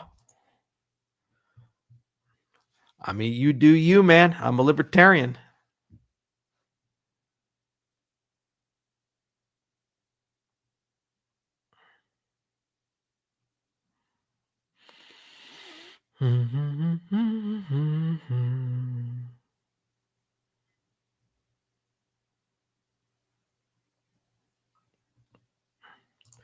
Charles, what are your thoughts on government geoengineering? See, guys, this is why I got so upset about forced vaccination. So you on the left who are just like so enamored with it, your nipples got so hard and you're just like, well, what the fuck is wrong? You're just a bad person. You don't want to wear a mask, whatever. The minute that the government says your life is our concern and we can make decisions for everybody without their consent, you have just auto consented to all of these things. Geoengineering is one of them. They can say, you know what? We got to prevent global warming. So you know what we're going to do? We're just going to change like the weather on the entire planet. We don't really know if it's going to have a good outcome or bad outcome, but we just go do it and we kill 10 million people in the process of doing it. Is what it is. Do you get a vote or say in it? No, because you've already checked the box saying the government can do shit to my body and my environment without my consent. I'm sorry. It's just, there's no ifs, ands, or buts about this. I like living in a situation where when they do something of concern for the society, we get a voice on it. We get to vote on it. I'm not saying you can't do anything. I'm saying that if you're going to do something that impacts every single American, and for that matter, the world, maybe, just maybe, we get to vote on it. Maybe, just maybe, we get to vote on it. Instead of having unelected bureaucrats you'll never meet, never know, and can't influence, who have no consequences if they fuck up. If they kill you, no consequences. They actually get a promotion, have a say in that. So geoengineering, bad. Where this is coming from is they're doing experiments to actually reduce the sun over in England to lower global temperatures.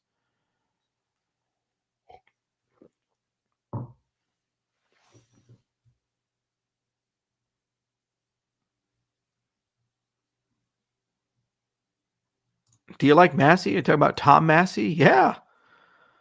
The guy actually has integrity. He said, if you elect me, I will not vote for a budget that's not balanced. And then he votes against an unbalanced budget, and everybody's losing their minds. Oh, my God. You got to fall in line. Come on, man. It's like, if a person says it and they do what they say they're going to do, why can we be upset with them? I'm sorry. Was it a fucking loyalty test?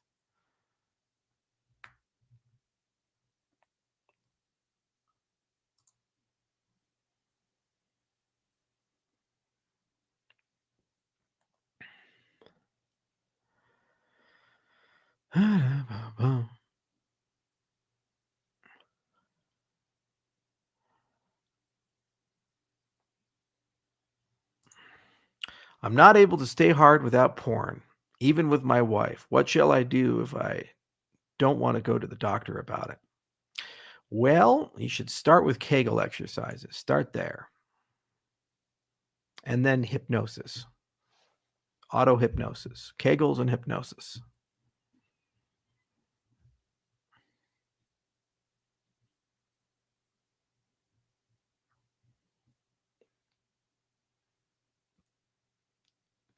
Oh, yeah. Stop watching porn too.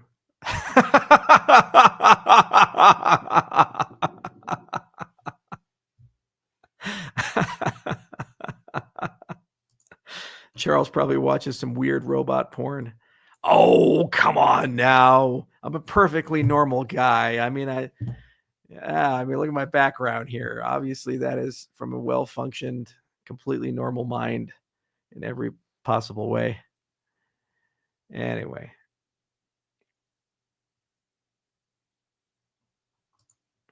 What's your take on the new Swiss rules about privacy? Definitely pissed Proton and other VPN providers. What? There's new rules about privacy in Switzerland? All right, you got it. I'll look it up. I'll take a look. I wasn't aware they changed them. They don't normally send me the memo on these things. You guys have to keep me informed. I know you like that atomic heart stuff. I don't not like atomic heart stuff.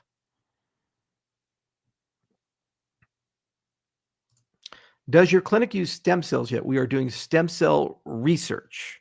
We are not allowed to sell stem cells yet, but we are doing stem cell research with autologous and allogenic adipose-derived mesenchymal stem cells.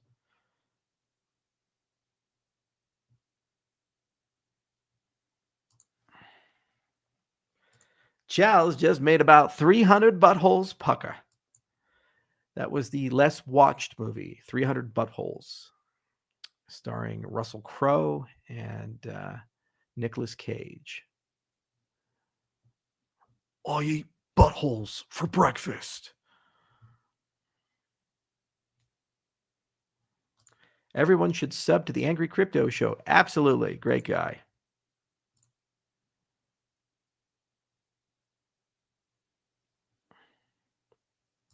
Do you regret not having children? Well, I probably have like a dozen children I don't know about floating around the world somewhere.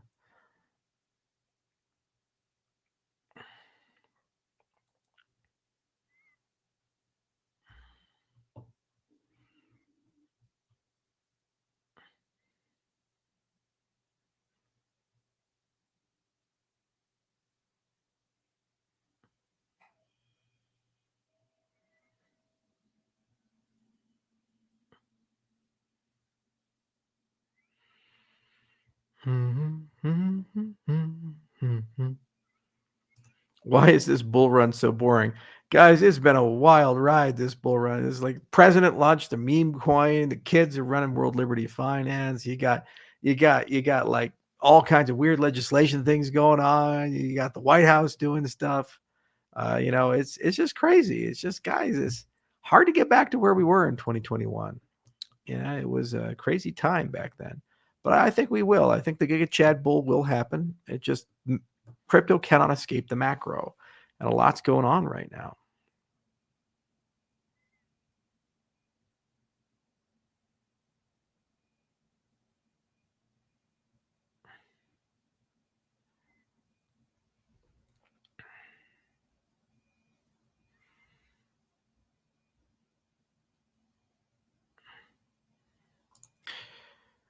What are your views on India as a potential crypto market? Until they change the 1% transaction tax and they actually get the government out of the way of crypto, India is not going to participate in a meaningful way.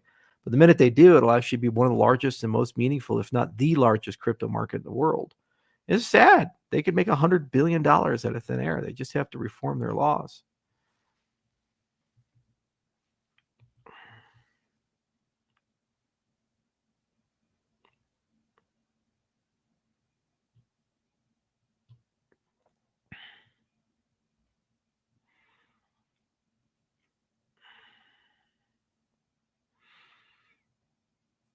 Stem cells are not embryos. That is correct, sir.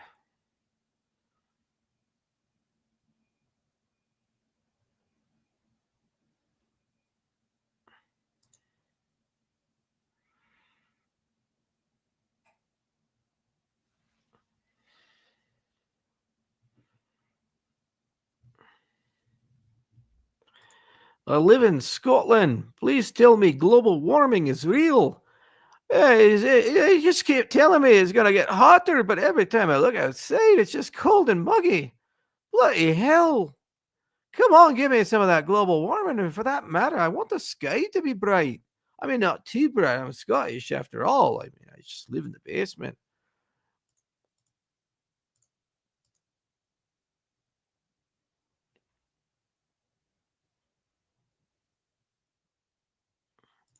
What is a weird conspiracy that you wholeheartedly believe in? I got to tell you guys, a lot of compelling evidence for the Paul McCartney replacement theory.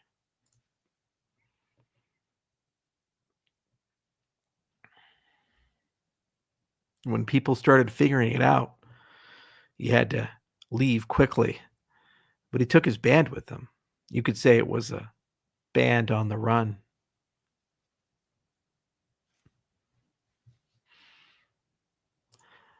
One times one is two. Yeah, okay, I saw that. Oh, that guy, he's a trip. It's like a cloud of Dunning-Kruger just floating about science. Striking people with lightning bolts. Like, why? What's going on? No. Terrence Howard. Charles, why do dwarves always have a Scottish accent? Well, it's from J.R. Tolkien. You see, all of his friends were Scotsmen, but they were also midgets. And those tiny Scotsmen, they had a huge amount of influence on Tolkien.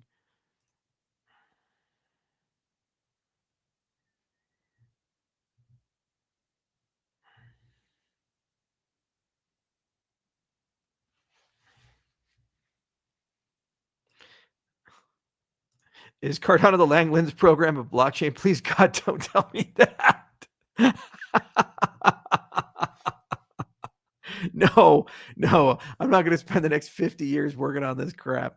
No, it's not. No, we're completely legit. We're working hard. We're getting a lot of progress. Things are getting done. It's okay. It's okay. It's the Langlands program. We are not.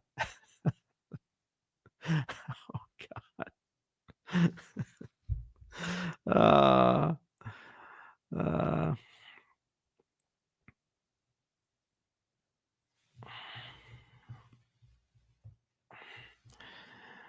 All right.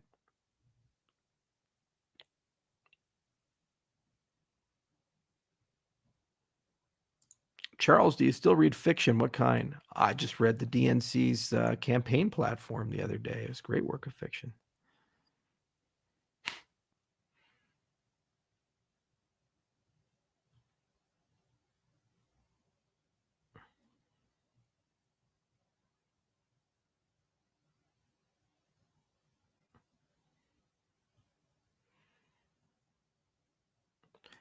How's the concrete biz? Hard.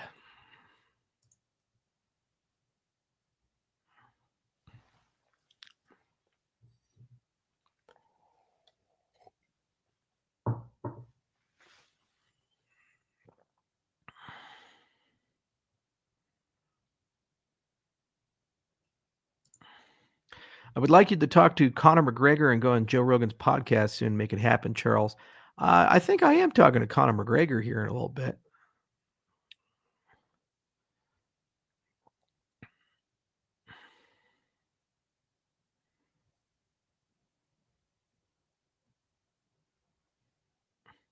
Can you do an Indian accent? Oh, no.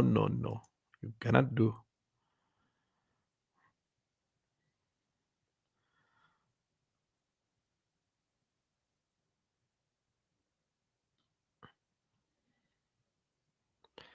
What breed of cow do you have? I have a Brahmin, but I don't actually have. I just have one cow.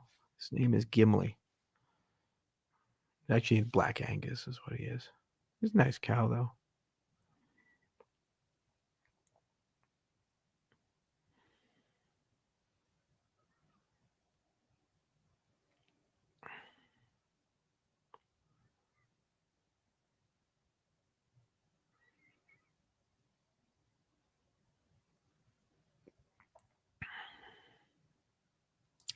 We're rich, baby. Bust out the red panties. How does this guy know I wear red panties?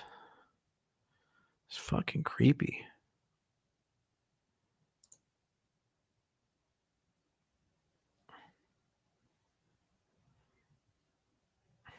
When are you going to eat him? No, I'm never going to eat that cow. He's a nice cow. He thinks he's a yak. He hangs out with the yaks. Or the yaks think they're a cow. I don't know.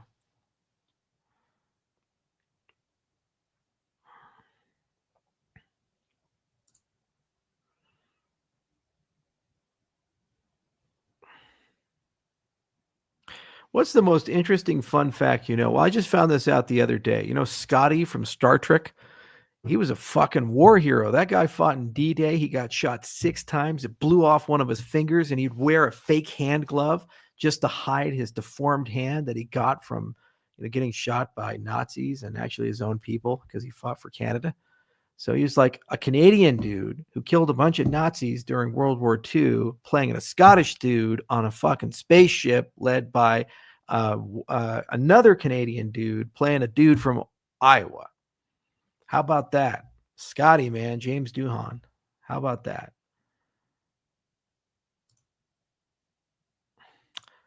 If I wrote a police investigation fiction series about crypto and AI, would you read it? I may. Perhaps. 90% of 50% of the time, I am very certain that maybe I will read that.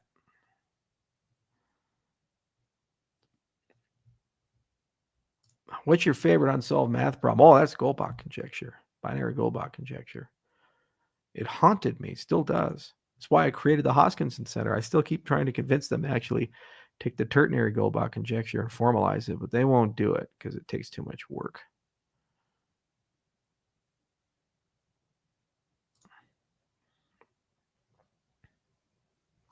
Charles, how are you? I'm all right. What do you actually spend your money on? A lot of stuff.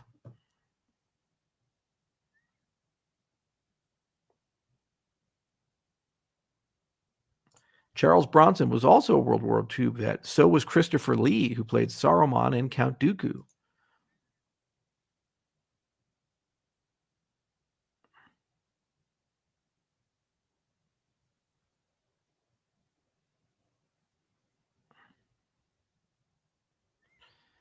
Me love you long time.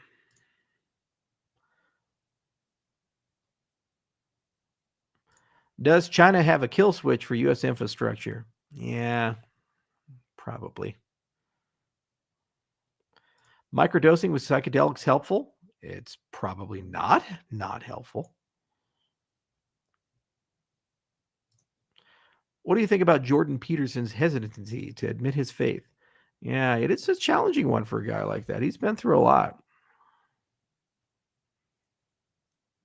What is the most interesting device you own to improve health? I would say it's the Muse.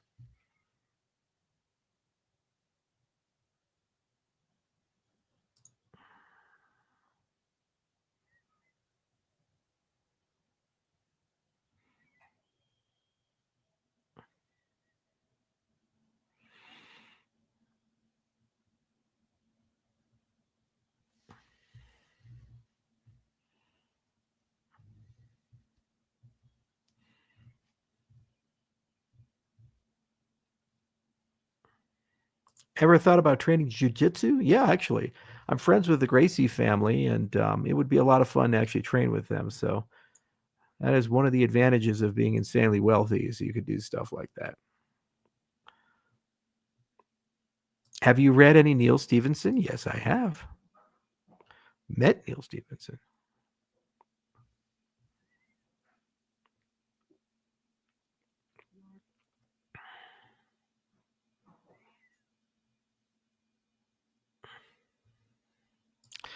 I think he said use, because that's that very popular remix of Dirty Deeds done with sheep.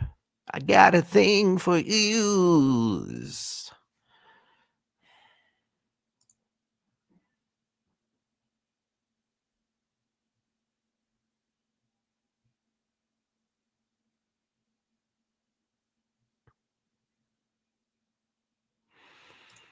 You missed my question last time. I have a crypto-related idea. Where can I put it in front of someone that can review and execute if valid? You don't fucking get it, do you, people? The most worthless, cheapest fucking thing in the entire world is an idea. It's the most worthless thing in the world. Everybody has an idea. You're sitting on the toilet, you're shitting. I got an idea. You're in the shower. I got an idea. You're driving. I got an idea. Everybody's got an idea. You know, I have all these entrepreneurs, wantrepreneurs, people that think they're entrepreneurs come to me and say, well, I have this idea. And I say, all right, well, tell me. Oh, no, you got to sign an NDA first. You're going to steal my idea. It's so good, my idea. You just said review, which means validate, and execute, which means do all the work. If you have an idea, you're the guy that's got to validate, and you're the guy that's got to execute. It's perfectly reasonable to go around and talk to people about it. That's called validate. You actually have to do the work to talk to people. It's like, oh, no, I'm talking to you. No, what you're going to do is say, can you put the money in? Can you give me the developers? Can you give me your enormous network of all the people that you bled for and get them to go do my idea? It's my idea. First off, it's not your idea. It's a composition of your life experience and all the contact that you've had. And if it's a good idea, there's 150 people right now who have the same idea, 120 of which are probably already executing that idea. It's like a dating app. I got this new idea for a dating app. Guess what? There's another dude who has that exact same idea for a dating app. This is why I feel so confident sharing my ideas with people, because the thing is, ideas are cheap. And if you actually want to go and do it, it's hard. Like quantum Hosky, I told you the whole thing. Hypervoxels and hyperdimensional and brain-computer interface this and brain-computer interface that and so forth. I don't concern myself at all because the vast majority of people listening don't even pay attention. And the people who actually do stuff about it, oh, that idea is crazy. It's too hard to execute. So Unky Charlie's got to go prove that out. And that's exactly what we're doing. And Trim is sitting in his underwear at 3 o'clock in the morning. Picture of a horse right here on his laptop, like coding away, thinking about the fourth dimension. And he gets up and he looks over at his whiteboard with another picture of a horse. I don't know why they're both there. And he starts writing on the whiteboard furiously of an idea. And it's so good. He calls up Michael. And it is Michael. I had this incredible idea about the UX for 4D. And Michael's like, man, I just need to fucking sleep, man. He's like, no, it's so fresh. We need to talk about it. Get on the live stream. Gets on the live stream. He's like, put on a shirt, man. For the love of God. So he puts the shirt on. He's got that shirt on. Okay. And there's another horse picture in the background. And he's got the sunglasses still because he never takes them off. And he's talking about it. And they're like, shit, that's a good idea. Like, well, how do we make it work? And they're like, I don't know. And they spend another 6 hours talking about that thing. Now the sun is fucking coming up because it was 3 a.m. Now it's 9 a.m. And they're still working on it. They're still putting it in. That's execution. That's validation. And guess what? To be an entrepreneur, you have to fucking do that every day. 6 months turns into 12 months, turns into 18 months, turns into 24 months. And all along the way, everybody says you're insane. All along the way, everybody says you're stupid. All along the way, everybody tries to stop you and talk you out of it. Then you finally get to the other side and you start getting some traction and validation. And then they say, you're a genius. Oh my God. And then a year later, imitation comes in. People copy everything. They say, you're a has-been. You don't know what you're doing. You're incompetent. You're a flash in the pan. You're lucky. I'm a self-made billionaire at the age of 33. Think about that. And I have built multiple ecosystems that weren't worth just 9 figures. No. 10 figures. No. 11 figures. No. 12 figures. $100 billion. Twice. And yet people still shit all over me and say, I don't know what I'm doing. I'm incompetent. I can't do anything. He's a has-been. He got lucky. All this stuff. And that's the other side of it. Even after all the execution, 15 years, being in the industry, 10 years, being at the helm as a CEO of a real company, kicking ass, chewing bubble gum. We're there. So yes, you have an idea. And you just asked me to do the hard part, 99.999999997% of the actual work, of the validation and the execution of it.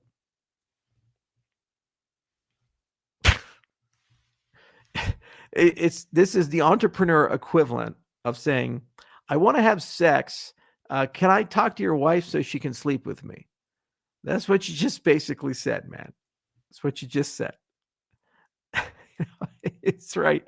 Um, you can't get there. No, you gotta know thyself, and you gotta know when and how one puts in the work. And you have to make a decision. Are you prepared to go through hell to get something done? Are you prepared to be like I was or Trim is right now, or any of these other people that actually want to execute and get things done? And if you are, well, then you have to go do it. And guess what? You got ChatGPT. I didn't have that. You have it. It's a lot better these days. You have incubator accelerator programs. I could have used them if I was willing to move, but there's a lot more of them today in 2025 than there was a while back. You have crypto being a legitimate thing. I didn't have crypto being a legitimate thing. Everybody I told crypto, they're like, that sounds like a way to go to prison to me.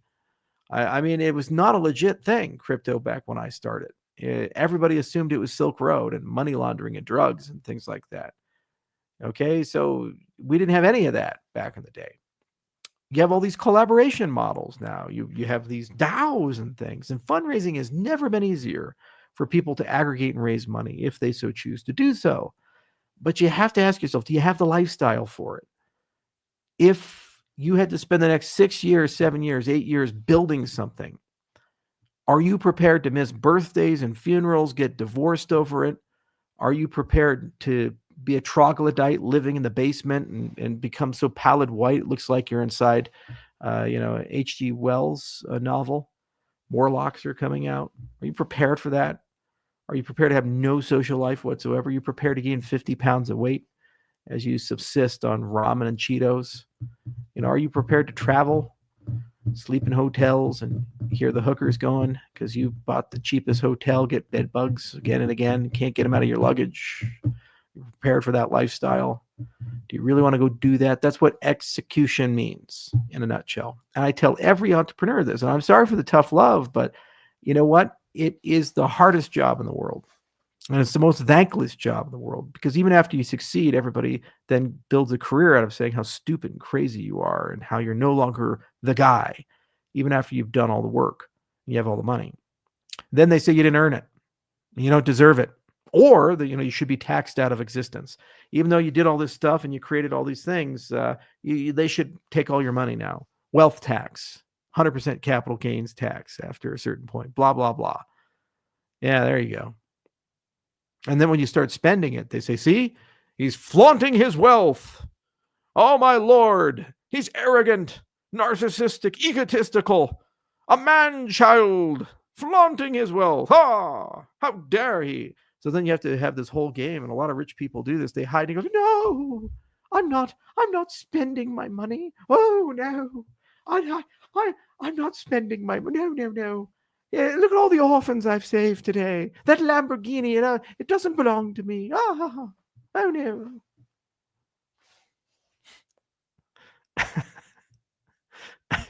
It's a sore spot for me because that question comes up a lot. I'm a venture capitalist as well as a mentor. I sit on a lot of boards. I deal with a lot of young entrepreneurs.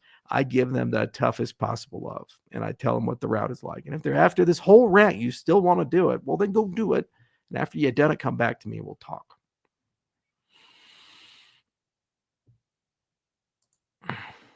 Your Lambo, as if I only had one.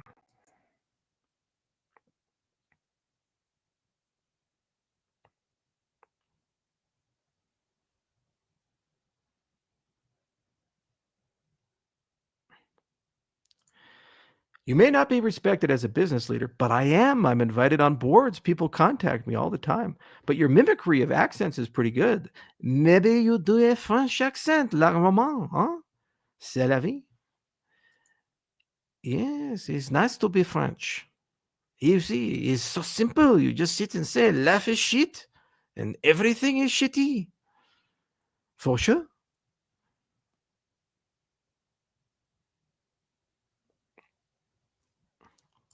Charles, I have a super duper idea. You fucking son of a bitch.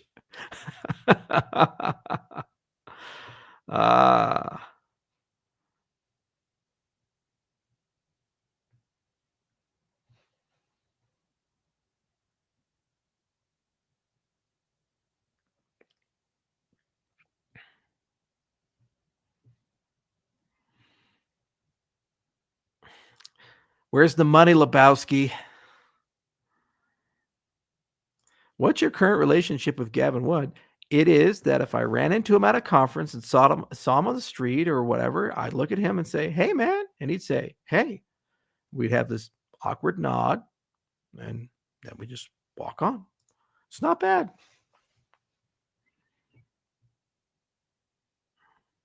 Gavin's a smart guy.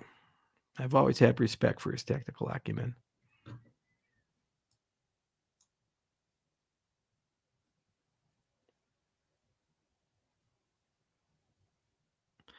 Is there bad blood with Vitalik? It's one directional. I don't mind him. He seems to think I'm the worst human being alive. Is Macron's wife a dude? Probably not. Although, who the fuck knows anymore? 2025 is 2025 was a weird time.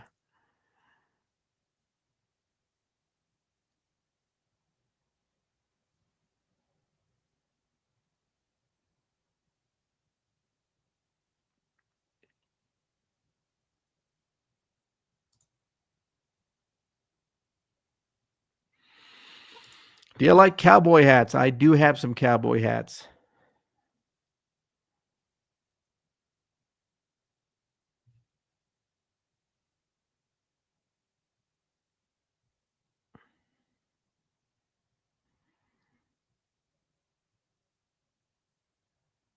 Charles, do you remember Yobit?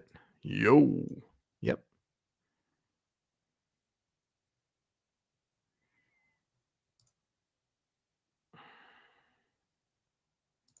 If you were a Somalian pirate taking over a ship, what would you say? Look at me, man. Look at me. I am the captain now.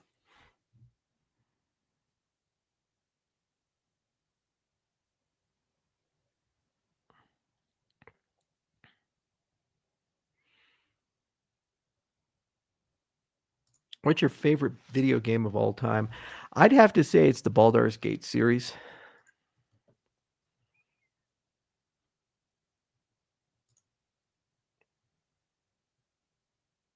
Charles, how long is the beer getting this time? I mean, it's going full ZZ top. We've crossed the Rubicon. You're goddamn right. That's Heisenberg.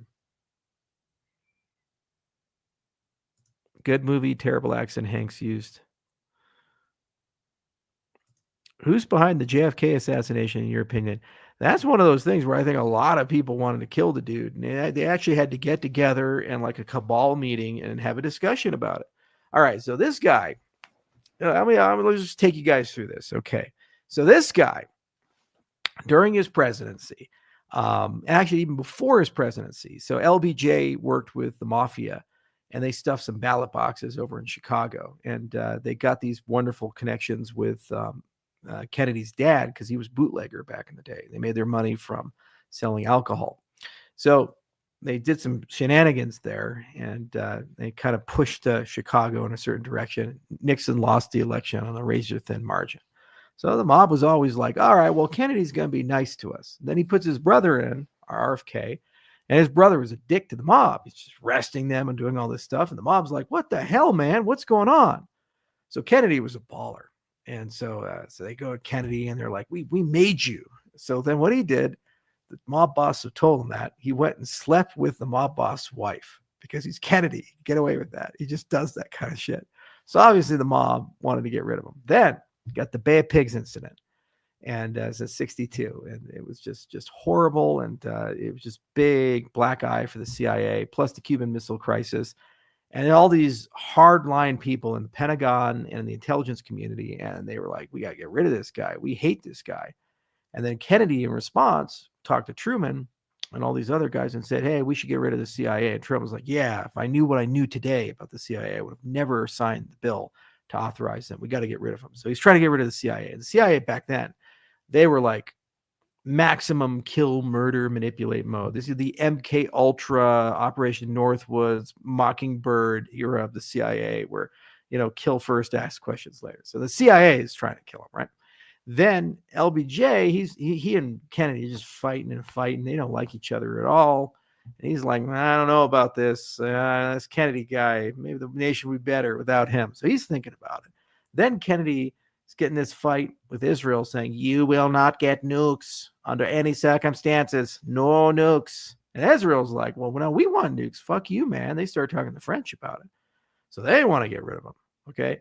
You got all this stuff. There's all these guys floating around. And there's probably 400 other people that, want to kill Kennedy. Then Kennedy was thinking about talking to the Soviets about a merged space program and actually going to the moon together with the Soviets, as suing for peace. And this is like détente before Kissinger détente, right? Height of the Cold War, couldn't do that. So I was just freaking the shit out of everybody. So some cabal of people came together, almost like a heist movie, and they got rid of them, and they thought they had it all buttoned up and structured it right. Didn't know about the Zapruder film. They kind of misinterpreted that, and there's some leaks here and there, but they did a pretty good job of putting all the pieces together and getting it done. And that's just how the 60s was. Killed RFK Jr. RFK. And they also killed Martin Luther King Jr. And others. A lot of political assassinations. Bad time to be a change agent.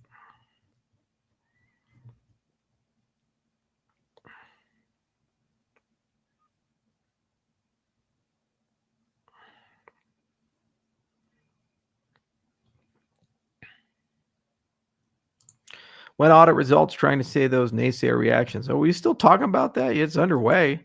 Expensive as hell, by the way. Will we get an apology? No. Would anybody step forward, say, gosh, we got it wrong, we're sorry? No. But what I will commit to do, as soon as that audit comes out, I'm going to do a live stream and read the whole thing. I don't give a shit if it takes 8 hours. I'm going to do it. I'll be up all night eating my fucking Wheaties.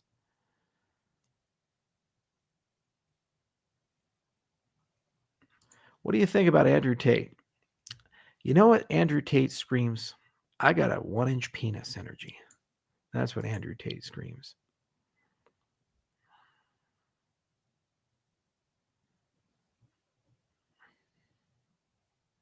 It's like the poster child. You have penis length and you go through on the ruler. There's like an image for each person. And the 1 inch, it's Andrew Tate right there. We could even start measuring penis sizes and get it 6 inches. Oh, that's 6 Tates.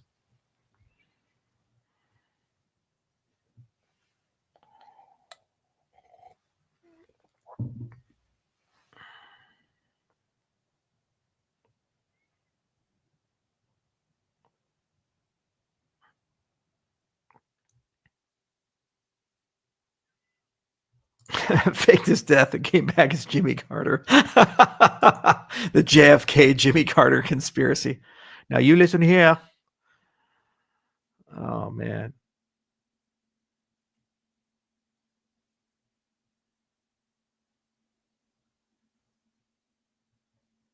Do you believe the Bob Lazar story of, the whole UFO thing in Area 51? It's hard. I mean, I do believe that there's probably extraterrestrial technology in the possession of the U.S. government, but the U.S. government's in the possession of, but it's hard to say. Bob Lazar, he's very convincing, but there's just not any evidence for that. Can you do a Trump accent? Nobody does accents better than me. Nobody. Some, I assume, do, but let's be real. A very strong accent.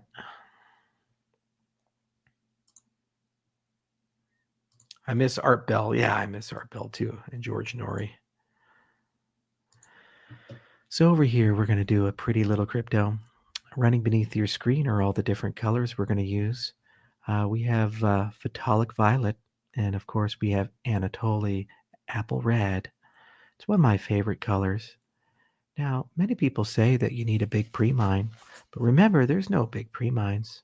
There's only happy liquidations.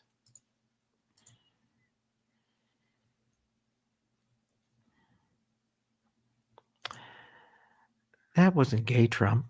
That's just happy Trump. Remember, all Trumps can be happy when you paint them next to some mountains. You just got to remember to beat the devil out of it.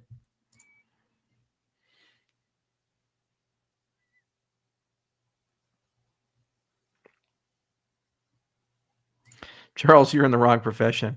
Jesus Christ, man. I regret not taking drawing classes when I was in college.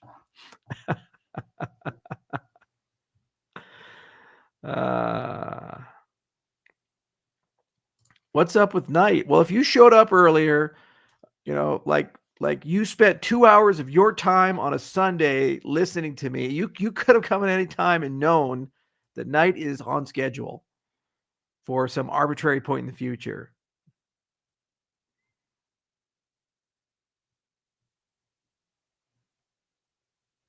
Sir. Has your home gym turned into clothes hanger? Mine has. It's like the James Gandolfini thing in Family Guy. I read that Lace Wallet will work with something called an NES emulator. It will. And you can actually write games using NES Fab. How this relates with crypto, do you know some details about it? We are working on it right now. We're getting it into the Lace Wallet. It's going to be a launcher for NES games. We even have an NES game we created through a company my brother and I run called Hosky that will be launched with it. And then we're going to talk to the Stuff guys about creating a marketplace for homebrew NES games.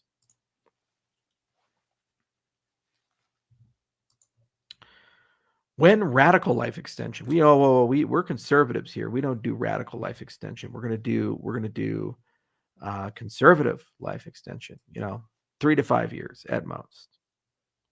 You'll get like 4 Tates.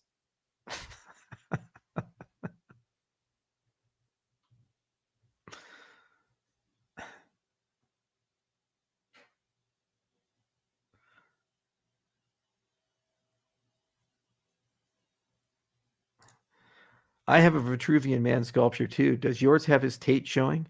Yes. It's 0.2 Tates. It's a small statue.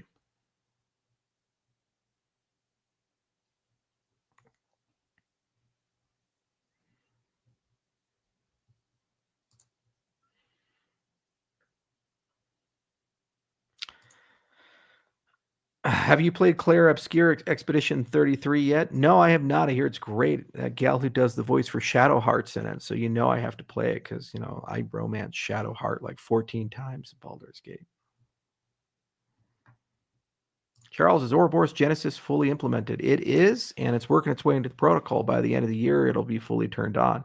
So it's been merged in, but there's a series of things that have to happen for it to be fully turned on, but it's code complete. Took damn long enough. Tweak did a great job, though, with it.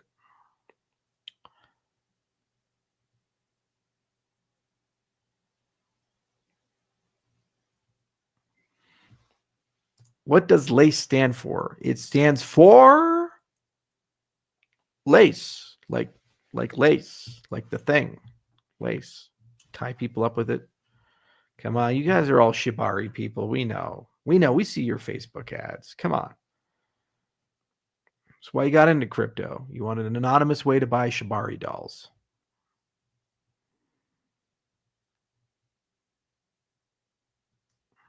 Will you go to Mars if SpaceX makes it possible? No.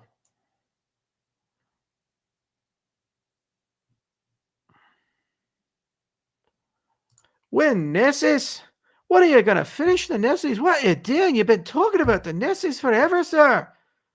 I mean, you just can't roll it out there. You just got the plesiosaur and all the whiskey and everything and all the people in Wheeling. You got to think about those people. Bloody hell. They just wanted a wee bit of rough and tumble on a Sunday.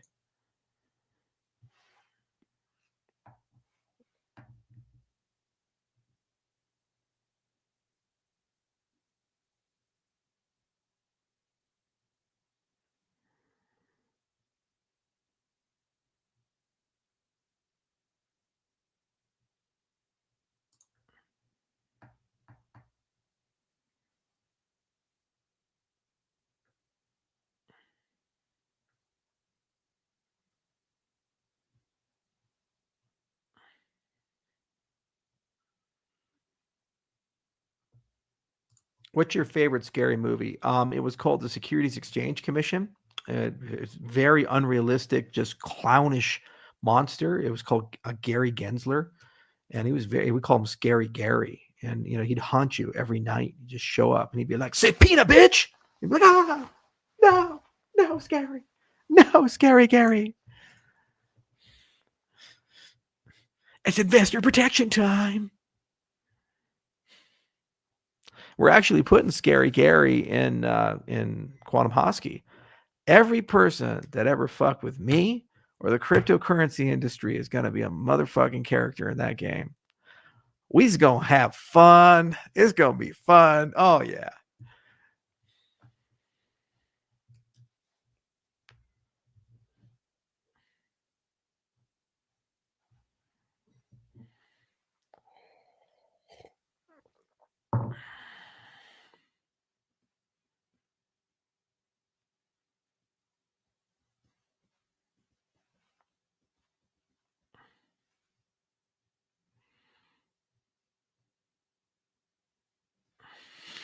When Radical Tate extensions. Oh, man. It's going to become a thing.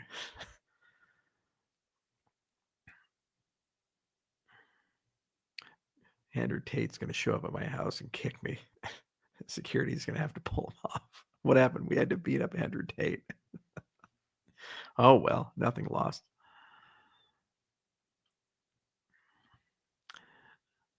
Little cherub.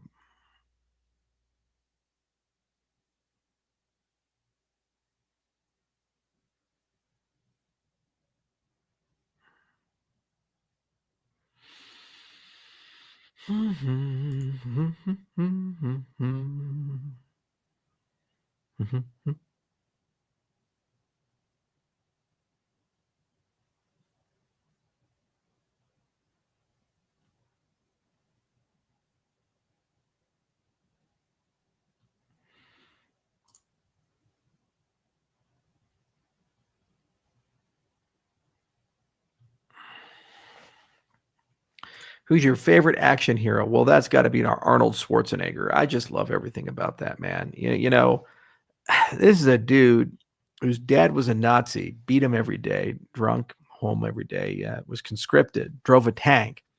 And then after he got out of the Austrian military, went to America as a bodybuilder and said, I cannot speak English. No one can understand me, but I'm going to be the greatest actor of all time.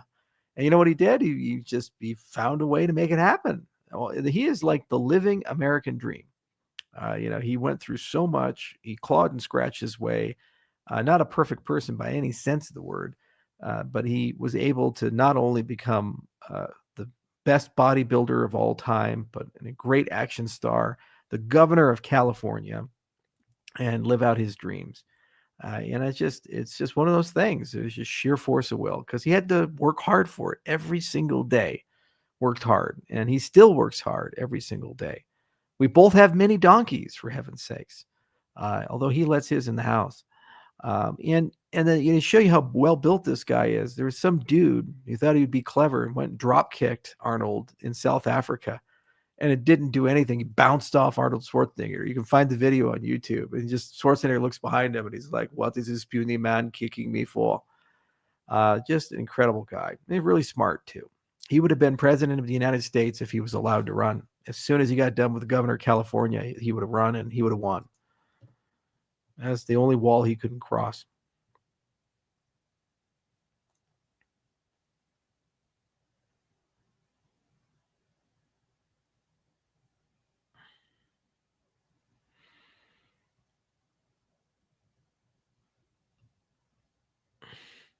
Till he messed up his life royally. Actually, yes and no. So he did have that affair with the maid. He had the kid, but I guess his kids with Maria Shriver, whatever her name is, they're not him. They're like Hollywood elite people, and they're all polished and handsome and everything. Whereas this kid he has with the maid has like the same lived experience as Arnold. He's kind of on the outside and the outskirts. He's a bodybuilder now. He wants to get into acting. You never know. That kid could actually turn into the next Schwarzenegger. So he owned it though, and after the divorce, he got in, and he hangs out with his bastard son all the time. People make mistakes in life, and we have this puritanical way of just burning people to the ground. But you know what? Everybody makes mistakes. And what matters is, can you recover for them? And can you actually still find some meaning and purpose post-mistake?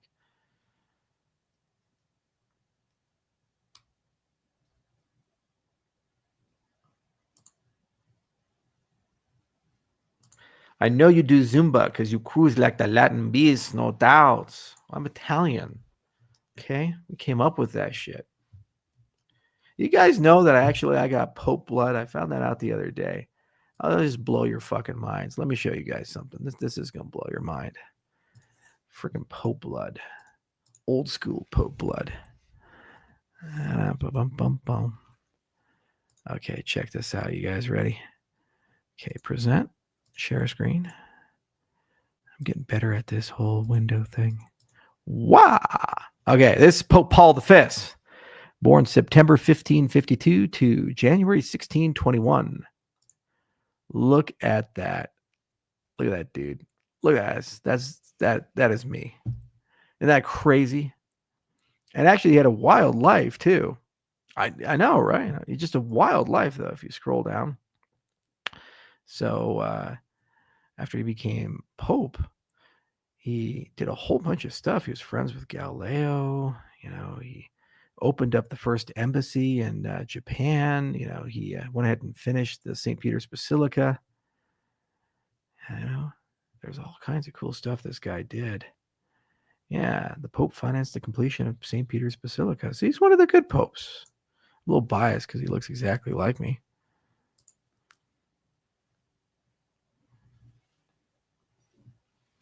You know what I'm going to do is I'm gonna buy that papal outfit. I'm going to wear it for Halloween. How about that? Yeah.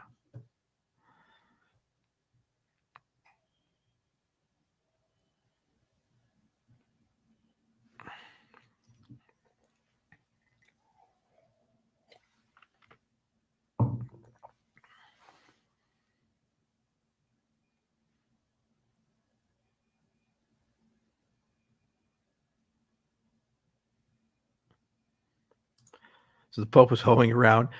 He wouldn't be the first Renaissance Pope to have children. Let's just say that.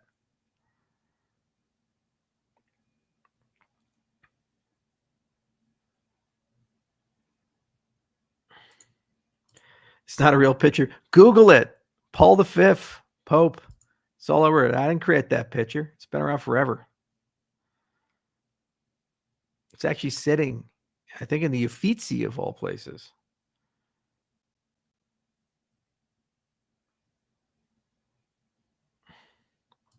I like it, the Pope. The Pope is a top. Everybody like it, the Pope. I was actually kind of sad that the Filipino guy didn't become Pope, because then for like 2 solid months, JJ and I, every time we come in his office, he'd be like, "Have you heard about the Popepino?" They'd be like, "The Popepino? Yeah, the Filipino Pope, the Popepino." I was like, "Damn it, stop doing that, Charles. I just want to talk about the Popepino. Everybody like it, the Popepino." But actually, the America Pope is just as good. We were all very excited about Leo the 14th. May he reign long.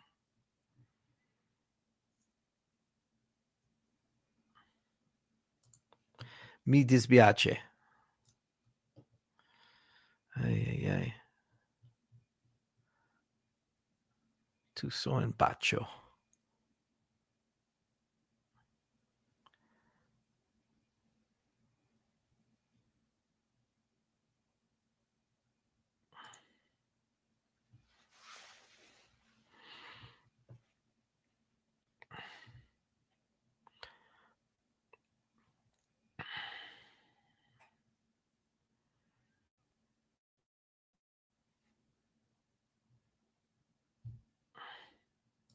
True, but it probably wouldn't have been such a gut punch if Arnie had chosen someone outside their home. I don't know, man. If you father a child with another woman while you're married, that's probably, no matter who it's with. I mean, like the only way to make it worse, I guess, would have been like with their sister or something like that. It's just bad all around. Okay, there's no coming back from that.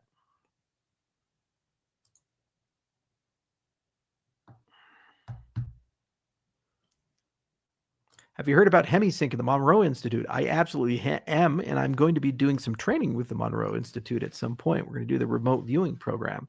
I got an 11,000 acre ranch, and what I'd like to do is bury some caches in the ranch, and then put a bunch of people through the training program and see if we can actually have them locate through remote viewing where those caches are.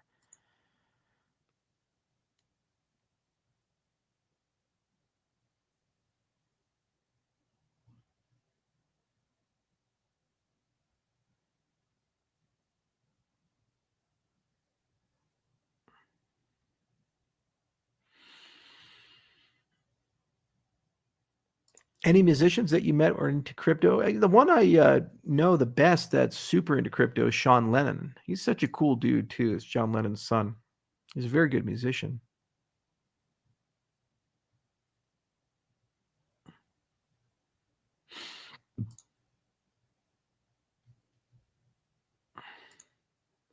There was a conspiracy floating around that you were a pope once and have lived for centuries, or that at some arbitrary point in the future I discovered time travel and then accidentally get trapped in the past and use my past knowledge, my future knowledge to influence the past and then become Pope Paul V and then build St. Peter's Basilica and work with Galileo to basically leave behind some things to inform the future about what happened in the past and the future.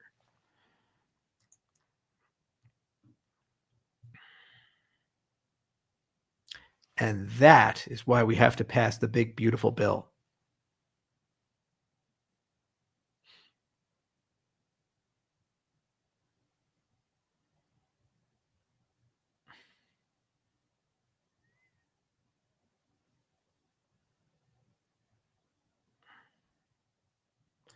Favorite modern artist, Iris Scott.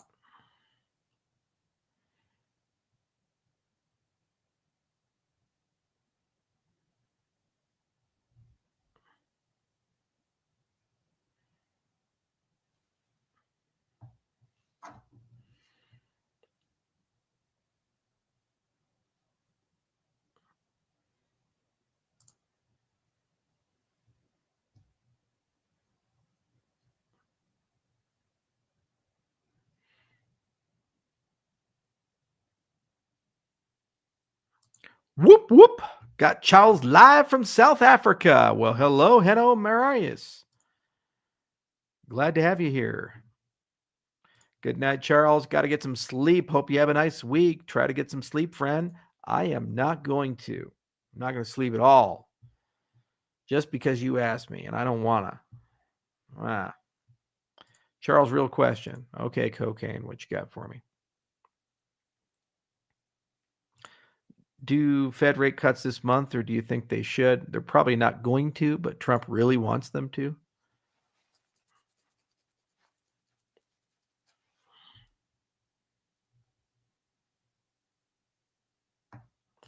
XRP support is coming to Lace. It is. Charles, do you play any musical instruments? The piano, badly. Very, very badly.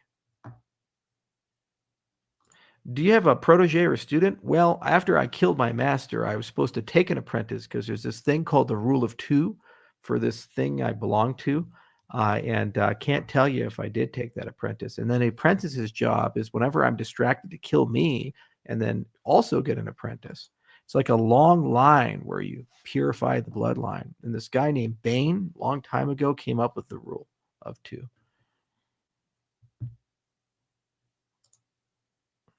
Get in the float tank.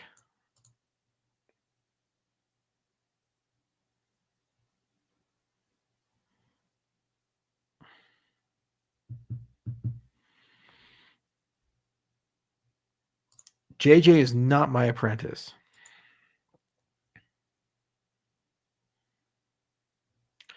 Charles, wish you good night from the Netherlands. It is 3:14 here. Thanks for all your hard work with the Cardano project. Keep the faith. We are one of the crypto OGs. You've stayed always true.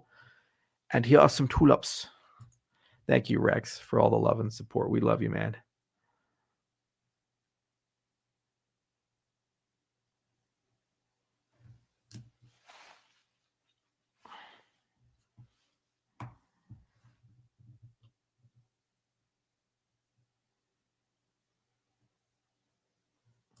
Can Cardano match the speed of Solana in the future? What if I told you that when you're done, Cardano doesn't need to.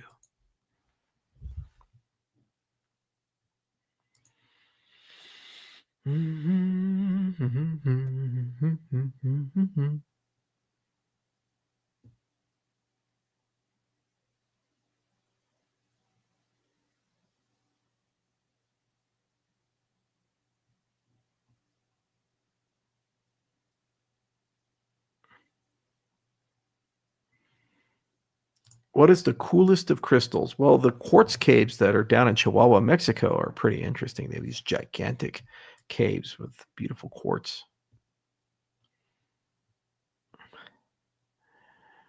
How many accents can you do now, sir?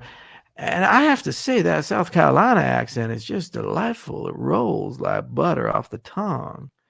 Yeah, if I wasn't from Daphne, maybe, just maybe, we'd be friends.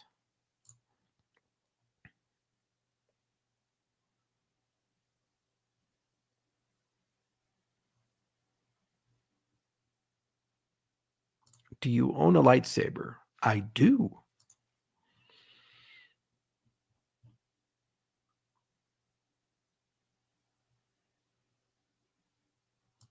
I happen to think you resemble Quentin Tarantino. I get that a few times, but I don't see the resemblance to Quentin Tarantino. I just don't see it.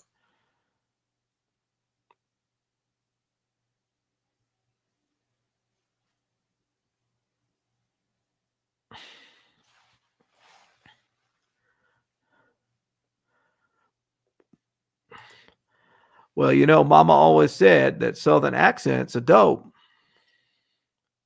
That was Hank. Hank, was it Forrest? Forrest Gump. Life's like blocked chocolates.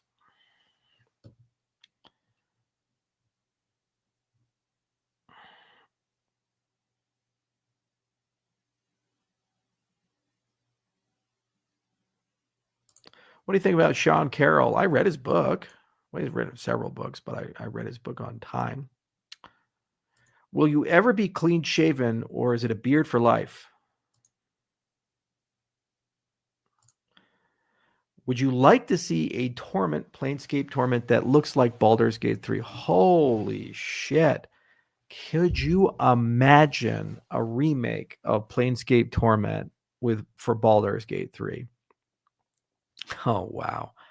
Um yeah, it would be good. There's over 8,000 pages of dialogue in Planescape Torment. So I don't know how they would do that in a Baldur's Gate 3 context, but it'd just be out there and capturing those characters and the nameless one.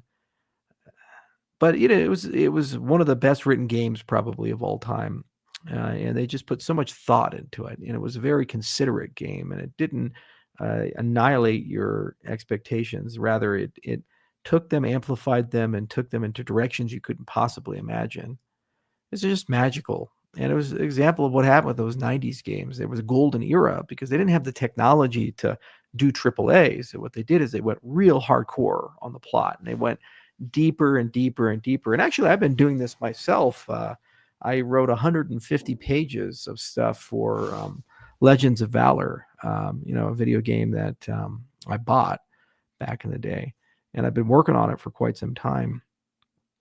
I had to break down all the guild structures. There's over 100 different events and guilds and things in the Legends of Valor world of Middledorf. And unfortunately, it's very surface level. The whole thing's very surface level. And you have to go deep. But the minute you go deep, then all the things connect. And it's becoming quite overwhelming to actually figure out how all the game elements connect to each other. It's kind of like George R.R. Martin in his books. It's too voluminous. And so I'm using some techniques to kind of pare it down and get it to a more manageable kernel of a narrative for the remaster of the game. And we're making good progress, I'd say, on the plot. Every day I do a little bit of work on it when I have some time. And at some point, then we're going to sit down and really see how we get it into the browser. But God, I can't imagine doing something of the scale and complexity of Planescape in a AAA engine context, because Legends of Valor has super simple plot. It's just like your cousin Sven that says, "Hey, come to this town. It's an awesome town. You'll get a lot of economic opportunity." You show up, and then you're like, oh my God, the town it fucking sucks. And your cousin leaves you some notes around, says, well, join the guilds. That'll solve all your problems. So you join the guilds, and then it kind of steers you into summoning a demon who helps you then find the old king. And then and the game ends. It doesn't even have an ending because they ran out of money. As like 9 guilds, it's not a lot of complexity there, and to add some complexity already grows exponentially. Planescape Torment, like literally, you wake up in a morgue as a blue dude that has died countless times. You don't know who your name is, and every time you die, you lose your memories, and you try to find out like what the hell is going on here. And everybody in town seems to know you, and you're in like this metaplanar world called Planescape, where it's like a sigil is this place in between the planes. It's like the city of doors.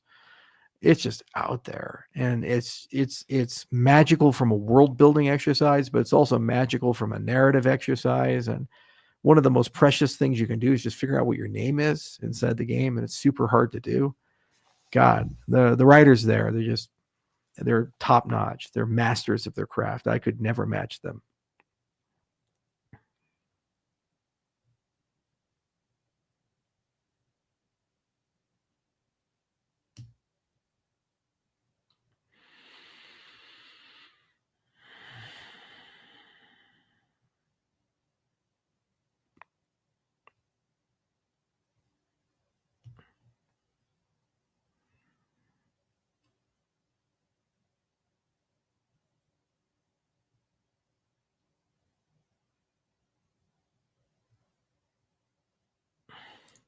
Can you say propane and propane accessories? That boy ain't right. Damn it, Bobby. Although I really like it when he's like, can you fly, Bobby? Come on, guys. What movie was that? Come on. You guys know the movie. Can you fly, Bobby? Bitches leave. You're going to call us, right? No, it was not the water boy. You fail, sir. Good day, sir.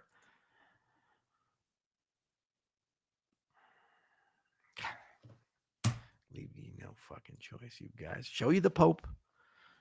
And I figured we had a connection. We were all together, right? We were doing the thing.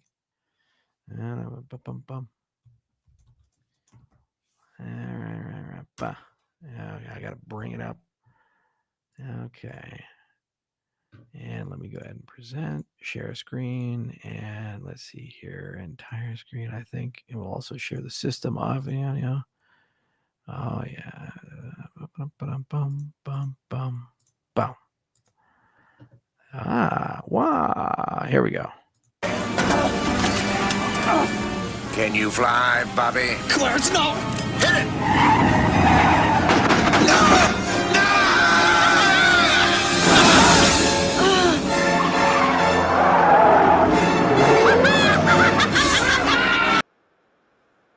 RoboCop. Come on. It was one of the greatest movies of the 80s. OCP, murdering cyborgs.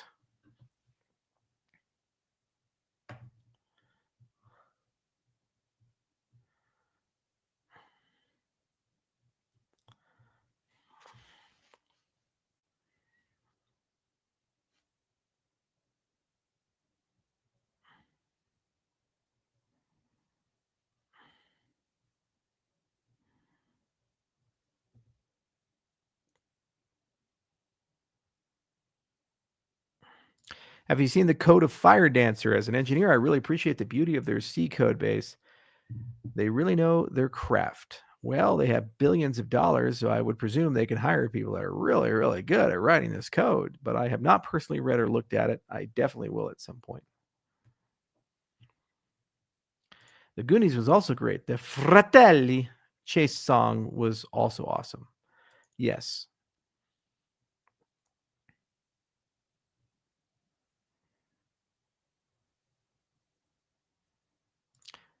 Let's see here. When was the last concert live band you went to? I saw the Eagles at the Sphere over at the Venetian. Well, the Venetian Sphere in Vegas. It was really good. I had front row seats. Fucking seeing Joe Walsh being like, my Maserati go 185. Like, damn. He's making faces like he's high and coming at the same time. Although he's old enough now, he's high, he's coming, and he's shitting all at the same time. That's Joe Walsh.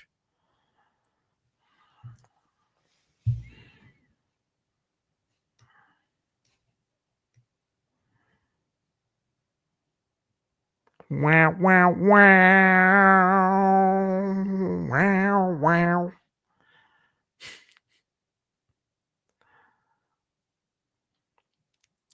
I like the Eagles. I see them like every 2 or 3 years. Is it Glenn Fry, the new kid? They're like, you got to go party for us now because we're all like 800 years old and you're the only young guy. Oh, no, it's Deacon Fry. Yeah, I think it's Glenn's kid.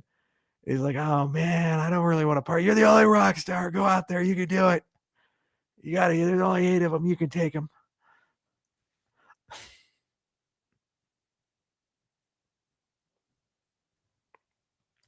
Didn't you grow up in the night? I did grow up. I'm an 87 kid. So I grew up in the 90s and 2000s. But you know what? I listen to the Eagles, goddammit. Okay? Hotel California, you motherfucker.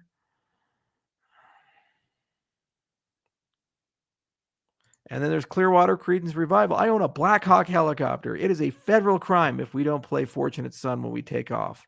They literally check it. It's the part of the FAA checklist. They're like, did you play Fortunate Son? We're like, we played Fortunate Son.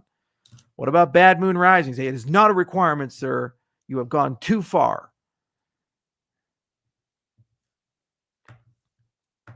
All right, what's the best Pink Floyd album? There's only one answer, and it better not be Dark Side of the Moon. Can we call it a White Hawk? No, that would be smaller.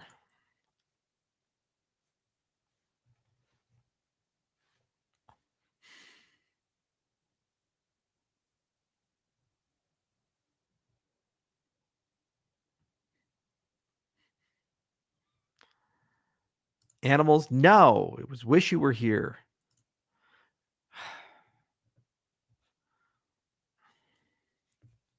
Come on.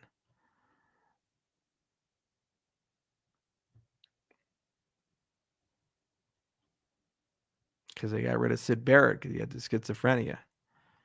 Just feel the pain.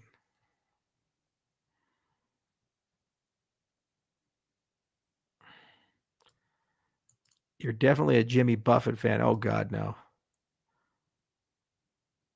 Do you watch professional boxing? Your favorite boxer of all time? Well, come on, it's Mike Tyson. Iron Mike Tyson. He's my boy. Although I love Manny Pacquiao as well. Little Manny. See, if they had a Popopino, Manny would be with the Popopino. Could you imagine that? He'd just be like the head of the Swiss Guard or something. I gotta guard the Pope. He's the Filipino Pope, the Popopino.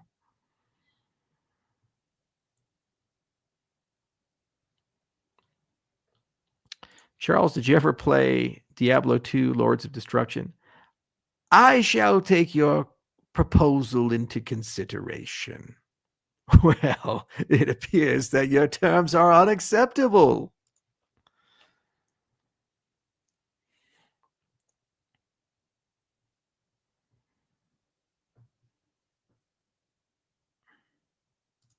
If you had to be locked in a room, would you choose Jack Dorsey or Michael Saylor? I mean, is this one of those like Thunderdome things where 2 people enter and 1 person leaves and you give us a chain?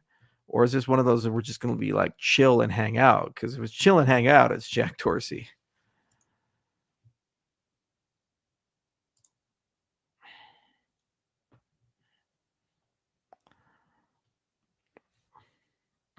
It's a 1-date White Hawk.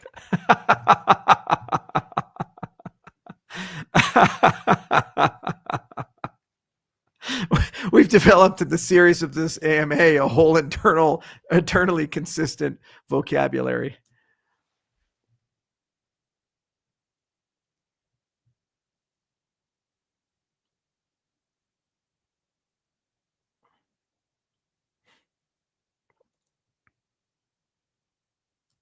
Favorite chess player? Well, that's Nimzowitz.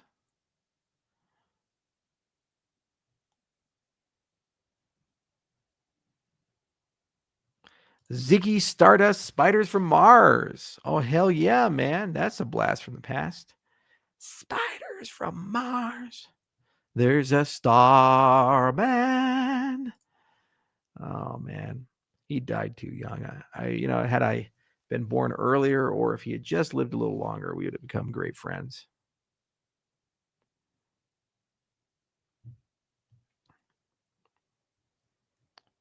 That Pope was a handsome fella. You see, you're all looking at the Pope now, Pope Paul V.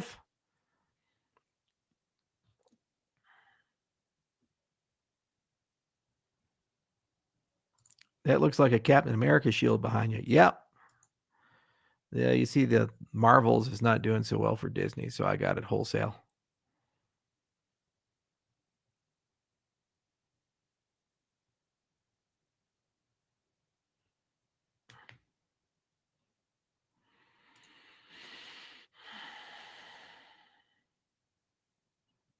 I mean, Leo the 14th's got to be 11 Tates. Come on. Powerful guy. That's a nice mic. Which brand? It is a Yeti. It's a Yeti X, I think, something like that.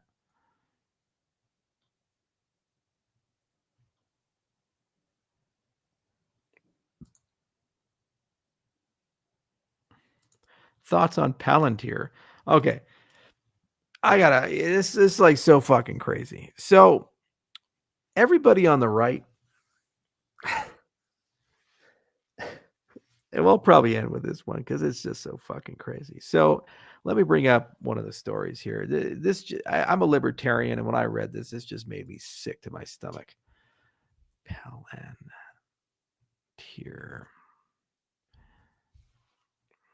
Okay.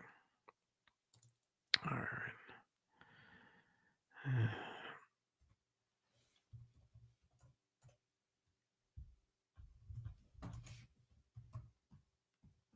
The media has completely blacked this out.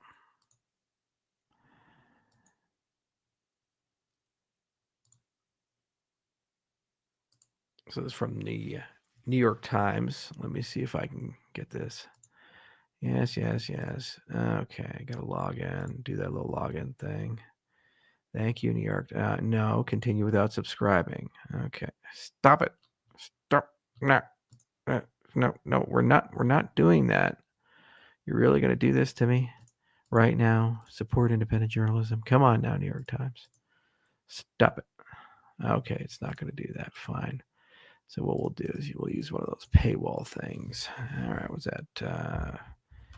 Paywall remover. 12 feet. Let's see if we got it right here. Thank you. Clean web page.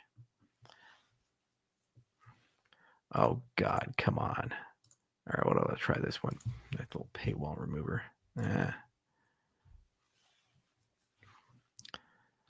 Okay.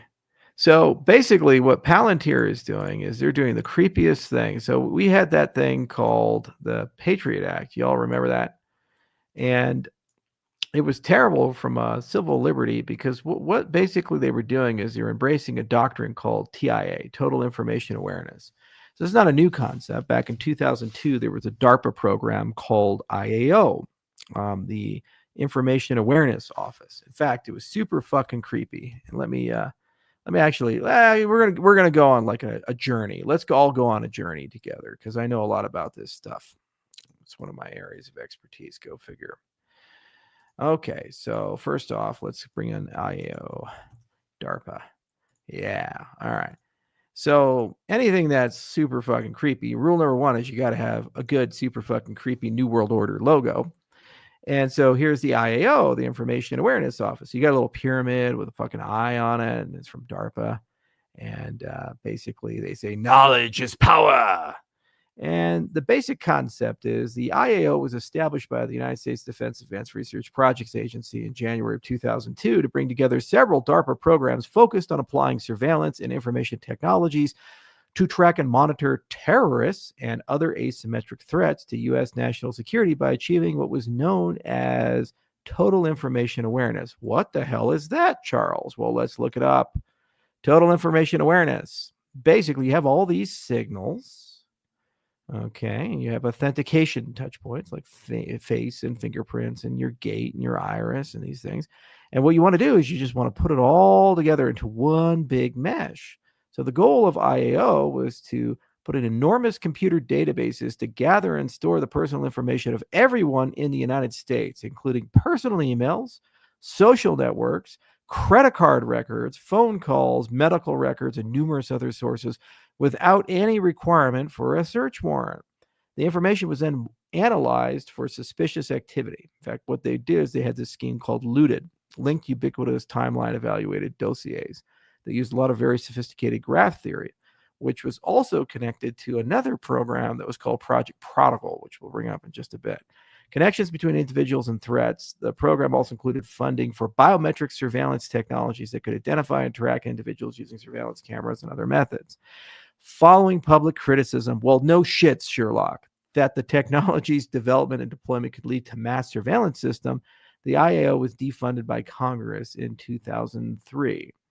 However, several IAO projects continue to be funded under different names, as revealed by Edward Snowden during his 2013 disclosure. Okay, so guess what? Trump brought it back with his big buddy Carp here, Palantir. The Trump administration is expanding Palantir's work with the government spreading the company's technology, which could easily merge data on Americans throughout agencies. In March, President Trump has signed an executive order calling for the federal government to share data across agencies, raising questions over whether he might compile a master list of personal information on Americans that could give him untold surveillance power. The Trump administration has expanded Palantir's work across the federal government in recent months. The company has received more than $113 million in federal government spending since Trump took office. This does not include the $795 million contract. So basically, if you actually look at what these guys are talking about, they're trying to do this under the hood. They're going for TIA. The government's been trying to do it for over 20 years. Every time they've tried to do it, they've been stopped. And somebody stepped up and said, this is a super bad idea. So what Doge did is they looked through everything and they started trying to figure out how to map all the government IT systems. And they got a pretty good sense of how to build interfaces to aggregate all these things together. Palantir is one of the few companies in the world that probably could pull off TIA if they so chose to do so. And they absolutely want to do it. Trump wants it to happen. And the people around Trump want it to happen, especially Stephen Miller. So they're pushing for it. As a civil libertarian, I think this is one of the worst things ever proposed, and I will fight it every single day because it's wrong. It's always been wrong, always will be wrong. It's a violation of multiple constitutional amendments, notwithstanding the Fifth Amendment, but also its use will certainly infringe upon our First Amendment rights and be used for pretty much all of our amendment rights at this point. So it's got to stop. But yeah, do look into it, Palantir and TIA and IAO, and spend some time looking into the IAO effort that was there. It was the first attempt during the era of the Patriot Act and the jingoism of 9/11, where they thought they could get away with everything. And even back then, they had some reluctance and reticence for it because it's very dangerous aggregating these things together. And unfortunately, when everyone's paying attention to Elon Musk having a bromance breakup with Trump, and everybody's paying attention to tariffs, and everybody's paying attention to the latest scandal of the week, they're ignoring the things that really matter, like Palantir building a giant panopticonic database on every American, which is AI enhanced and far worse than anything China has done with social credit. And by the way, that's pretty bad. They've wanted TIA for a long time. And if we give it to them, democracy dies. America's over. Freedom only lasts as long as we're prepared to fight it. And you can never trust people to be virtuous and nice and honest. Systems have to have that property. Remember, always move from don't be evil to can't be evil. Systems have to have resilience and anti-fragility at its core, and they have to preserve and protect constitutional rights always. And that, my friends, is the rest of the story. Until next time, thank you so much for spending 2 hours and 44 minutes with me. 13,000 people watched this live. How about that? It was great. I really enjoyed it, and always so much more to say. Going to have a lot of fun this month. Going to go on a major podcast, as I said. A lot of cool things coming out. clinic grand opening July 4th. So if you're up in Gillette, please do join us. And until then, I'll see you next time. Cheers.